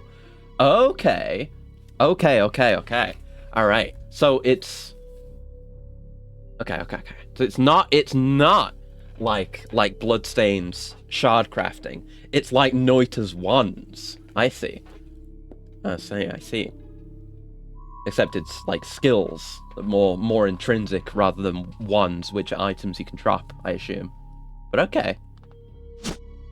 And any comparison I make to Noita is a positive comparison, which I need to play more of. I'm bad at that game. All right, let's push this idiot out the way. I guess we'll get my. Oh fuck, Rebecca's too weak. He's like, oh, I got an achievement for that. I'm a medic, not a bodybuilder. Try to push something heavy with Rebecca. Good. Oh no. Oh fuck. God. Oh, Rebecca, get out of the way. Come here. No. Come. God damn it. Yeah, I've got the. I opted into the new Steam beta for the new UI. So achievements also look different now. That's neat. Apply the whole thing to an action roguelike class system. Yeah. I hope you do it. It sounds really cool. Yeah, being able to craft something like that, or, you know, have that much control over abilities. Oh, fuck. Inventory's full. Oh, right. Yeah, this is the problem we had before. We can... I'll drop this. Hold on. I can't leave it here. Fuck. Fuck. Shit. Only because the bookcase could potentially go over it. Okay, come out here. Oh, no, come over here, because we don't want to go that far. Drop that. You're not close enough to exchange. Billy! Thank you. So, exchange this. I guess I didn't need to drop that on the floor. I forgot you could exchange an item for another item. You don't need an empty slot. Yes. Switch to Billy. Load the grenade launcher. And then Exchange the ammo back. Fairly, reasonably big-brained. Okay. And now, Rebecca can go and get the book.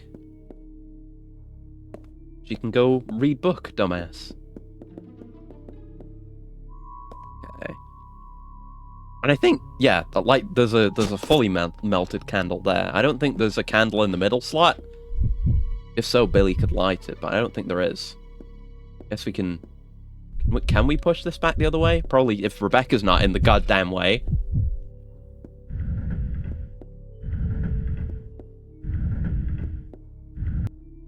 Okay. I guess it doesn't really matter which way you push it. Yeah, there's no candle there. Nope, fuck, don't interact with it again. Yeah. Okay. Yeah, if you push a thing all the way into a wall, generally there's not a way to push it back. But it doesn't soft lock you to push it all the way that way. Okay, what are we doing? We're going to the clock place and setting the time. And I guess we'll go deliver the wings because we've gone and gotten that now too. And I guess after we've got the clock doors open and delivered the wings, I should probably drop another save so I don't lose all this progress again. That would suck. I would hate that. I hated it the first time. Components could either be an effect or a condition with the conditional effect. Like part of me just thought like, oh, I bet that would be. I'm sure there's a way you could program that for it to. I mean, you'd have to figure out. I don't know. My programming experience is mostly surrounded. Fuck, I can't speak. It's mostly around Java, so I'm used to like object-oriented concepts and shit. So I'm imagining like each effect or component would be like... Well, I guess a component wouldn't be a function, but an effect would be a function, and you could like apply pass effects to functions, but I don't know. It would probably get really complex. I don't know how you do it, but yeah, it would probably take some work. But I hope you figure it out because it sounds very good, and you could make something really good with that. Genuinely. Let's just leave that for a second. The microfilm, the microfiche. Gimme. Not the left one. Nope. Oh wait, can we combine the right one from here? Like this? Without a full slot? Use? Combine? Oh, we totally can. Fuck yeah. Yeah, I'm expecting the game to fuck me over. No. Use. There you go. Now we just need to find another wing. And pick up my microfiche. Fish. There you go. Okay, so now we know we've got to go this way. We want to go back up to the clock room.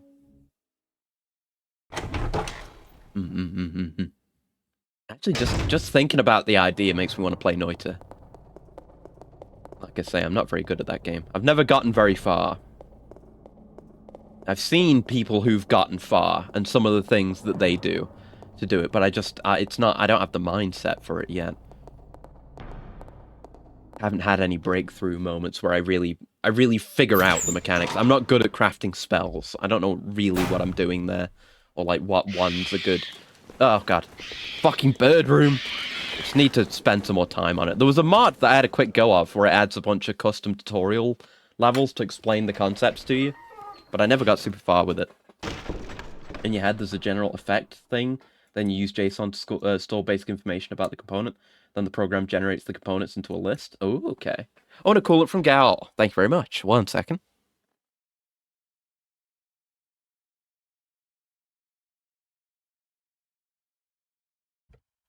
Yeah, it sounds good. Like I say, most of my experience with Java, I can't, be super helpful. But yeah, it sounds like if you wanted it to be that customizable and have give that much player control, and have potential insano synergies, you'd probably want it to be as fluid and dynamic as possible from a programming perspective, not a programming fuck. Programmers don't fuck. Trust me. This wants to go to 8. Yeah, you just want it. You want it to be fluid and dynamic, I guess, as generic as that is to say, but just to allow for synergies to happen without needing to be hard coded in necessarily. I suppose. I mean, the synergies should come from the specific way in which you craft the abilities, I suppose, rather than it just being a combination that you get, like some of the Isaac synergies. And I'm that's not talking shit on Isaac synergies. Like Double Brimstone is really cool and stuff like that, where you just like gain specific effects from specific hard-coded synergies. That's cool too, but for something like Noita, or like what you're describing, you want it to be fluid and dynamic and player controlled, I guess. Oh, god damn it. Oh, you, Billy. I appreciate the help, but I also don't appreciate you wasting a shotgun shell on a fucking bird. To begin with, that bird, right, I'm gonna de-equip the shotgun from you, you maniac. At least it frees you up an inventory slot, I suppose. But yeah, that thing was flying, it was attacking my head, and you shot it with a shotgun. We need to have a talk about gun safety, Billy. That is, you could have killed me with that. Really takes from your pool? Yeah, I mean, it would be completely broken if it didn't cost ammo for them to fire. Considering you can take them with you everywhere. Like, there's a couple, there's times here and there. If a character just shows up, like in the boss fight with Lisa in RE1 Remake, you've either got Barry or Wesker there, and they've got infinite ammo because it's just for that fight and it's fine, and the fight's not about doing damage. But in a game like this, you can take you can take your partner literally everywhere. So if it didn't take from your ammo pool, you could do shit like infinite shotgun ammo all the time, or infinite grenade ammo all the time. That would be busted. You just bring your partner with you with the grenade launcher, and you never have to worry about fighting anything. That's why you want to generalize it as much as possible. Execution comes from Noita. Use a Q, store function in it. When you fire off the Q, just empties its payload out there and then refills the same thing. Yeah, that makes sense. So you're like, yeah, you've got a queue of effects and conditions and shit, and then when you trigger it, you just run through the list, doing it, and it's like, literally just do condition with effect, condition effect, whatever, and that casts the spell. Makes sense. Yeah. That seems like the best way to do it. And, you know, Noita's proven it works, so, you know, why reinvent the wheel when it's been done right already? Okay, so, the clock doors are open. We can go to them. We're going to the room that has, yeah, I'm gonna save so I don't have to do all that again. Just because it took a while. Yeah, we're going past Leechman. So we should test fire on Leechman. See if it's effective, because the description of it just says it's useful against certain enemies. I'll go. Okay. So drop the knife. Drop the knife. I said drop the knife. Okay, let's craft up some more while we're at it. Yeah. And then we can craft like this. Yes. It still picks it up though. Maybe no, that wouldn't explain the reloading issue. But even though I just selected use to do a combination, it still picks up the item when I've got a slot available. So I do wonder if that would come up with an error. But no, we've done combining with a full inventory before. I just picked it up anyway. That's because there was still some left over from the craft compared to other stuff before, so I wonder if you get an error. This way you could give enemies a pool of effects so everyone has randomly generated ones. Oh god. Some of which could potentially end you. Yeah, that sounds terrifying. That sounds like every enemy in Noita just having access to randomly generated ones. That sounds like a fucking nightmare. So hell yeah, do it.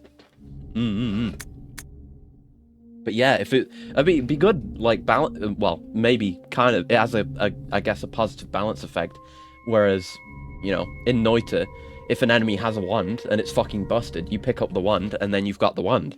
But if it's like an intrinsic, like their attacks are intrinsic, like randomly generated attack cues like that, then you kill them and it's gone because it was their attack and you don't get to take it. That'd be good, because if you could, you know, if you can just pick up a nuke, which you can do in Noita, and it's fine, but you know, it's not really. It can be good or bad either way. Not making a judgment. Yes. Combine my stack, and let's do a save, because we're about to do, you know, like I say, I want to save because we've just made a bunch of progress, but also we're about to do experimentation with a new weapon type that I don't fully understand, so now's a good time to do it, and so I don't have to redo all that again. I genuinely don't know how long we just spent fiddling around, redoing stuff we'd already done. Or just drop what they knew and you have fun. Oh yeah, that's good. Okay, I like that too. Where it's just like you can. I like that it's not like dropping a wand where it's the effect or the total effect of the cue is already there, laid out for you. It's like, okay, this guy had these things. How the fuck did he manage to make that happen with these components? And then you go to work and figure it out. That's fun. I like that. I genuinely do hope you get this done, because it sounds really fun. We do need more Noita likes, honestly. Because as far as I'm aware, Noita's the only one. Alright, let's try and incinerate this fuckwit. Let me look at it again. The description says it's effective against certain enemies. Massive damage to certain types of enemies. If it's not these guys, then it's the bugs. Let's give it a go. If this doesn't work, next time I try these out will be on bugs. Definitely see it being bugs. Maybe they would have been really good against Centurion. Alright, fuckwit. I didn't even get to finish my animation. Oh, fuck. I hate you so much. The way he walks. The madman. What a dipshit. Hey-oh. Okay. Maybe I should use my heal. I mean, we just saved, so it's fine. Doesn't have the same massive consequences as before. Oh, fuck. Fuck off, you. I shouldn't have done that. If I die, I die. Yeah, okay. Fuck. Love Noita, your favorite 3-spell combos, Spark, Trigger, Freezing, Tentacle. I think I vaguely understand what that would do. But like I say, I was never very good at Noita. I like get a basic spell going where it's like fast traveling, high damage single shot from the most basic effects, and that's about the most I could do. Oh, bouncing burst, accelerated homing. I've had something like that before. Yeah, those are really good. Okay. More and more memories coming back. You make me want to play Noita. Okay. That's fine. All right. Leave the mollies behind. They will be of no use to me here. You know what? Do I want to shotgun this thing, or do I just want to try and juke it? Homing rock with damaging aura. Oh yeah, I had a rock run once. That one went pretty far. It's what's it called? The place where I always die. I don't think I've ever gone any further than there. What is it called? Heathy Base? Or something like that. Game still going strong? Yeah, kinda. And high tag. It's I'm beginning to understand why this game might be the black sheep of the franchise, and it's some of it is really subtle stuff. I was complaining about before about some of the camera angles, but a lot of the camera angles in this game feel really fucking player hostile. Like, I feel like more often than not you are shooting enemies off screen. The ratio is way more skewed than it was in RE1, and I don't like it. It really pisses me off. I've had a lot of frustration moments today. Had a few parallel universe runs. Oh yeah, game held surprisingly well despite running in Proton. Yeah, I've seen some. Oh fuck's sake! Thought I could juke him, but he just insta-grabbed me. Right, get around him. Yeah. I've seen some parallel universe runs. So I've seen advanced stuff. I've seen like big bosses and secrets and stuff, even if I don't fully comprehend a lot of it. There's the guys in here. That I can't... This is the room I'm talking about. This is one of them. It's a prime example where the camera's just hostile all the time. Like, there's another guy in here. Like, 4 camera angles for this place. They're putting 1 million enemies in every room. I don't like that zombies don't respawn. No enemies seem to. What about the mansion? Comfy, spooky, puzzly? I think the mansion's good. Like, just from a design and progression standpoint in a Resident Evil game, I think it's fine. I have no complaints about the mansion itself. Not a complaint, but a thing that I think is weird. I think it's weird that like the center room there is a save room, and then the upstairs room just above it, literally adjacent, is also a save room. It's like a weird distribution. I don't know why they did it like that, but it's fine. We've been doing little puzzles and getting keys. We fought a giant centipede called Centurion. That one was kind of annoying, actually, because I'm fine with what happened, right? I'm fine with losing control of one of your characters for a boss fight, but just not knowing that that's going to happen, and it's like, ooh, whoops, fuck, Rebecca had the shotgun, so can't shotgun this boss, and I've only got what ammo I brought in with me, and there wasn't like a bunch of foreshadowing about Centurion like there was with Yawn, because it was just Yawn, except he doesn't even attack you.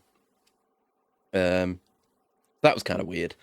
I wish it wasn't like that, but those are minor complaints. The camera is fucked. I wish... It's a shame that enemies don't respawn anymore.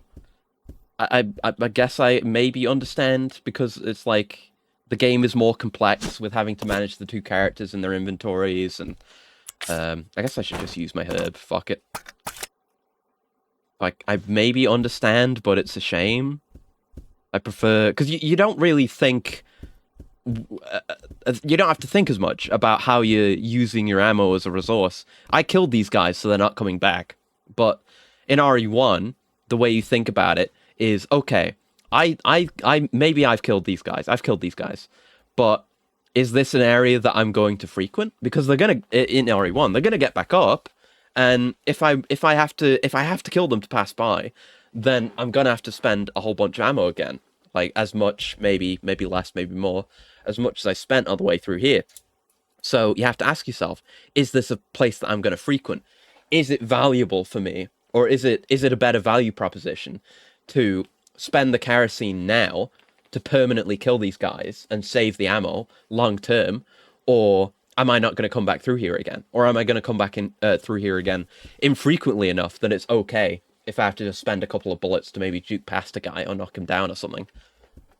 But you don't really think like that in this. You know, they give you enough ammo to kill everything, and they encourage you to kill everything, because killing any enemy, it seems like, is enough to just permanently kill them. And the game seems to not respawn enemies, but I mean, you know, they did that in RE1 as well, where you progress past a certain point, you trip some flag, and then new enemies spawn in. You know, like when you come back to the mansion in 1, and the hunter's there. That's good, because it's your second return to the area. But nothing like that has happened yet. I'm sure it will. There'll be like new... so far it's been like, oh, there's a zombie in this corridor now, or there's a new zombie in this corridor. Yeah, I don't know. What about 2-character system? Worthwhile or bad gimmick? I like it. I have no complaints about the 2-character system right now. I think it's cool that sometimes you have to split up. I think it's cool that you can go around together. You can command them as an AI partner. It's cool that you have direct control over them while you're in the same room. I like that you can just drop stuff on the floor and leave it strategically. The character and inventory system, I have absolutely no complaints about. I still really like it. And I was saying earlier, I think if any game in the series would benefit from an RE2 and 3 style remake, it would be this. Because the camera is the enemy. The camera is such a fucking problem, and I can barely see what I'm doing half the time, and every single room is split up into 4 fucking camera angles, which, you know, some of the rooms are hard to navigate. There was the room with the crank elevator, that I didn't even find half the room until I accidentally stumbled into it, because I had no idea the rest of the room was there. So if you had the over-the-shoulder camera for this game, Could honestly be really good. I'm thinking, like, what if you could do some kind of really, like, bring it forward a bit technologically, do some more advanced single player co-op stuff. And I'm not saying, like, have this be a multiplayer co-op game. Like, maybe you could have it be split screen or something. But what I'm saying is, what if you took this game, gave it an RE23 style remake? Never only remake games that don't need remakes. Oh, fuck. But I mean, at least, 2 and 3 and 4 remakes turned out as good games. But still, what if you had this kind of dynamic two-player quick switch, or not two-player, two-character quick switch single-player game? But I'm thinking of, like, what if you incorporated stuff like from the Siren games, where you could press a button to see someone's perspective? What if you could quickly see the other character's perspective? Or I'm thinking like the picture-in-picture thing that Portal 2 co-op has. And you could do stuff with that, maybe. Like, you're relying on something you're seeing in the other character's perspective, or you can hit it quickly to see what they're doing. I don't know. There would need to be more thought put into that, because, I mean, most of the time, the other character wouldn't be doing anything, and there wouldn't be anything you'd need to see. I don't know. I want a remake of this game that fixes the camera problem, and I want more games that have cool gimmicks like the Siren games. Anyway, use. Oh, and I can play Blood Curse now that I've got the PS3 set up as well. I didn't think about that until recently. It's that room. Okay. Are we gonna have to, like, interact with the terminals in a certain order? It's a picture of a room somewhere. Okay. This isn't solved yet. Insert. Can't insert anything else, obviously. Alright. That's another ongoing puzzle. Need to go find another microfilm. Okay. So, is there anything else in here? There was ammo over here. I didn't pick that up. Oh, did I pick that up? I guess I did. Alright. Okay, so we've got the other clock door to go look at. Probably get remake before Remake 0. Probably, yeah. That's my thought as well, given that, Ari... Oh, fuck's sake. Ari... Oh, God, I did it again! Hate this motherfucker. I'm gonna have to come back here again as well. Whatever, I'm not dealing with it right now. Hate him. Maybe even remake? I wouldn't go that far. Jesus. Remake RE1 twice before remaking this game? No. Maybe once, but I don't think twice. But no, this game would benefit from it, I think. I don't know what it is, but there's just such... I realized there's a very subtle art to doing fixed camera angle, which is probably another one of the reasons why people don't do it anymore, because it's very easy to fuck it up and have enemies be off screen 99% of the time. RE1 doesn't have that problem, like, basically ever. But this game has it basically all the time. Okay. So the other clock door was... not the one top left, not the one on the right. That's the water door. Where was the other clock door? It's not up there. Trying to remember where it was. Not there. Where was it? We've definitely... There was... Oh, right, it's in here. It's in the center. Right. Yeah, I'm blind and dumb. Turns out. Okay. Yeah. Got confused there. Yeah. But yeah, there's plenty of potential of, like, new, interesting things to go to do. But I've not really played any games like this, where you... I mean, maybe I have, and I can't think of them right now. But definitely not into the survival horror space, where you're quickly switching between characters, like you do in this. And there's more, like, dynamic stuff to do with those gimmicks. I'd take another game like this, done better. Or this game remade, like I say. I hear squelch. And yeah, of course there's more than one zombie. There's always more than one zombie. Alright. Thought I could maybe juke in time, but no. See, they put, like, every enemy is off screen and there's 5 zombies in every room. Do you see what I'm talking about? It's every time. Constantly. First to third person shooter remake, yeah. I expect them to do that. Maybe I would be a little bit antsy about it, but they've proven so far they can generally do good work, so maybe it'll be fine. I don't know. Then a first-person remake like Village? Oh, God. I wouldn't like that. That would make me upset. I don't think they'd do that. Then a classic remake that somehow manages to look worse since Capcom lost the renders again. Yeah. Oh, God. I could see that. I could definitely see that happening. Like, yeah, they could do that alongside a regular RE1 remake. Just to kind of hype it up and get people to play it. But fuck it up badly. Yeah, I could see that happening. None of us really have good health. I guess. Oh, fuck's sake! How'd you grab me from that far away, piece of shit? Not going too well. Oh, god damn it! You didn't reach me! You didn't! You simply didn't. Ugh. Just something. The gameplay feels wrong. I don't want to be dealing with every room like this. Why are there so many zombies? Every remake's another opportunity to lose the latest batch of files. Yeah. You can remake it. And I tell you what they do. They do the third-person shooter remake. And then they do the classic style remake. Using, like, they just go into no-clip photo mode to get the screenshots. But then they lose the files. And it gets all fucked up and ugly. A verse of poetry. The moon bows to the earth swears loyalty to the sun, and the great law of the sun governs all things. This itself is the keystone, the pointer to glory. All our hands cannot open the door to heaven. Okay, puzzle solution. Alright. Oh, the other microfilm. Let's go. File looks like it was lit only a short while ago. Book slice scattered on the floor. And we're in danger, because of course we are. And there's shotgun ammo, but there's no healing items left. Do we have inventory space for this? No, fuck. Okay, let's drop this real quick.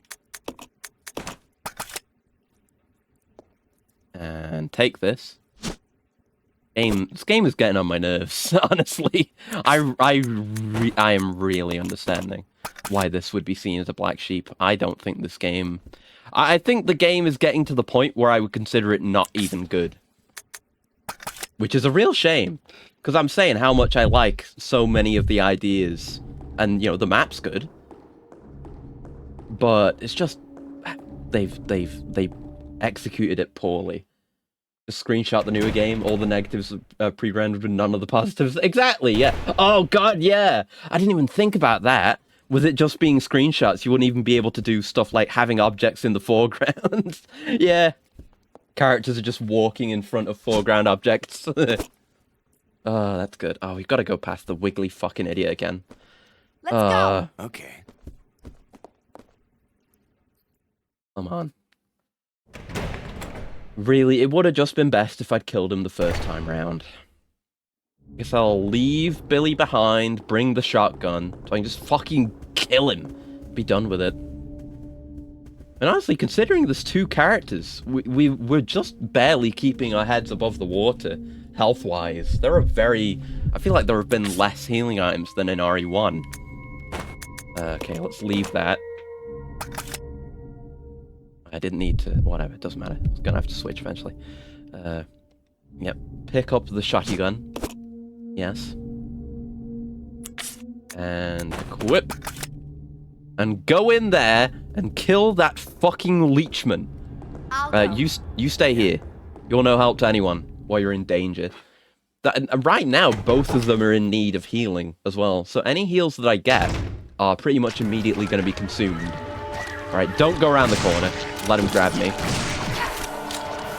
God, I hate him. I hate him. He doesn't even get staggered. Oh, fuck. Leeches have infinite poise. Fuck. God, he's tanky too. And he's got leeches on me. Okay. I couldn't even... Okay. Might die. All right. Couldn't even. Okay, apparently they're really tanky, or just invincible. I don't know. Fuck. All right. I think that might be it. I don't know if we're gonna finish this game because I really don't like it. But yeah, I'm gonna finish there for today. I'm sorry. I keep doing shorter streams recently, but apparently I keep playing games that I don't enjoy playing on stream somehow. I don't know. Maybe we'll just go straight to 2. Because fuck this. This is not fun. I hate this.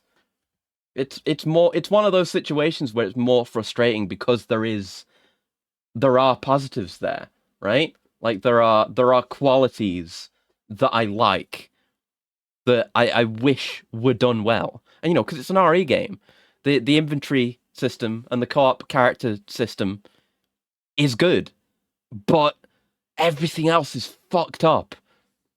With the camera angles always hiding all the enemies, and whenever there's whenever like a room that would have 1 or 2 zombies in RE1 has 5, and like there's no way to maneuver around them. You need to like bring a shotgun or something. Like you don't have an option to be sneaky or clever about it, save for a few exceptions where we've been able to juke things.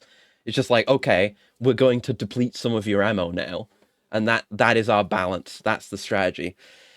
Yeah, I don't like this. I don't like this. We might not continue with it as much as it pains me to do that, but I don't enjoy it.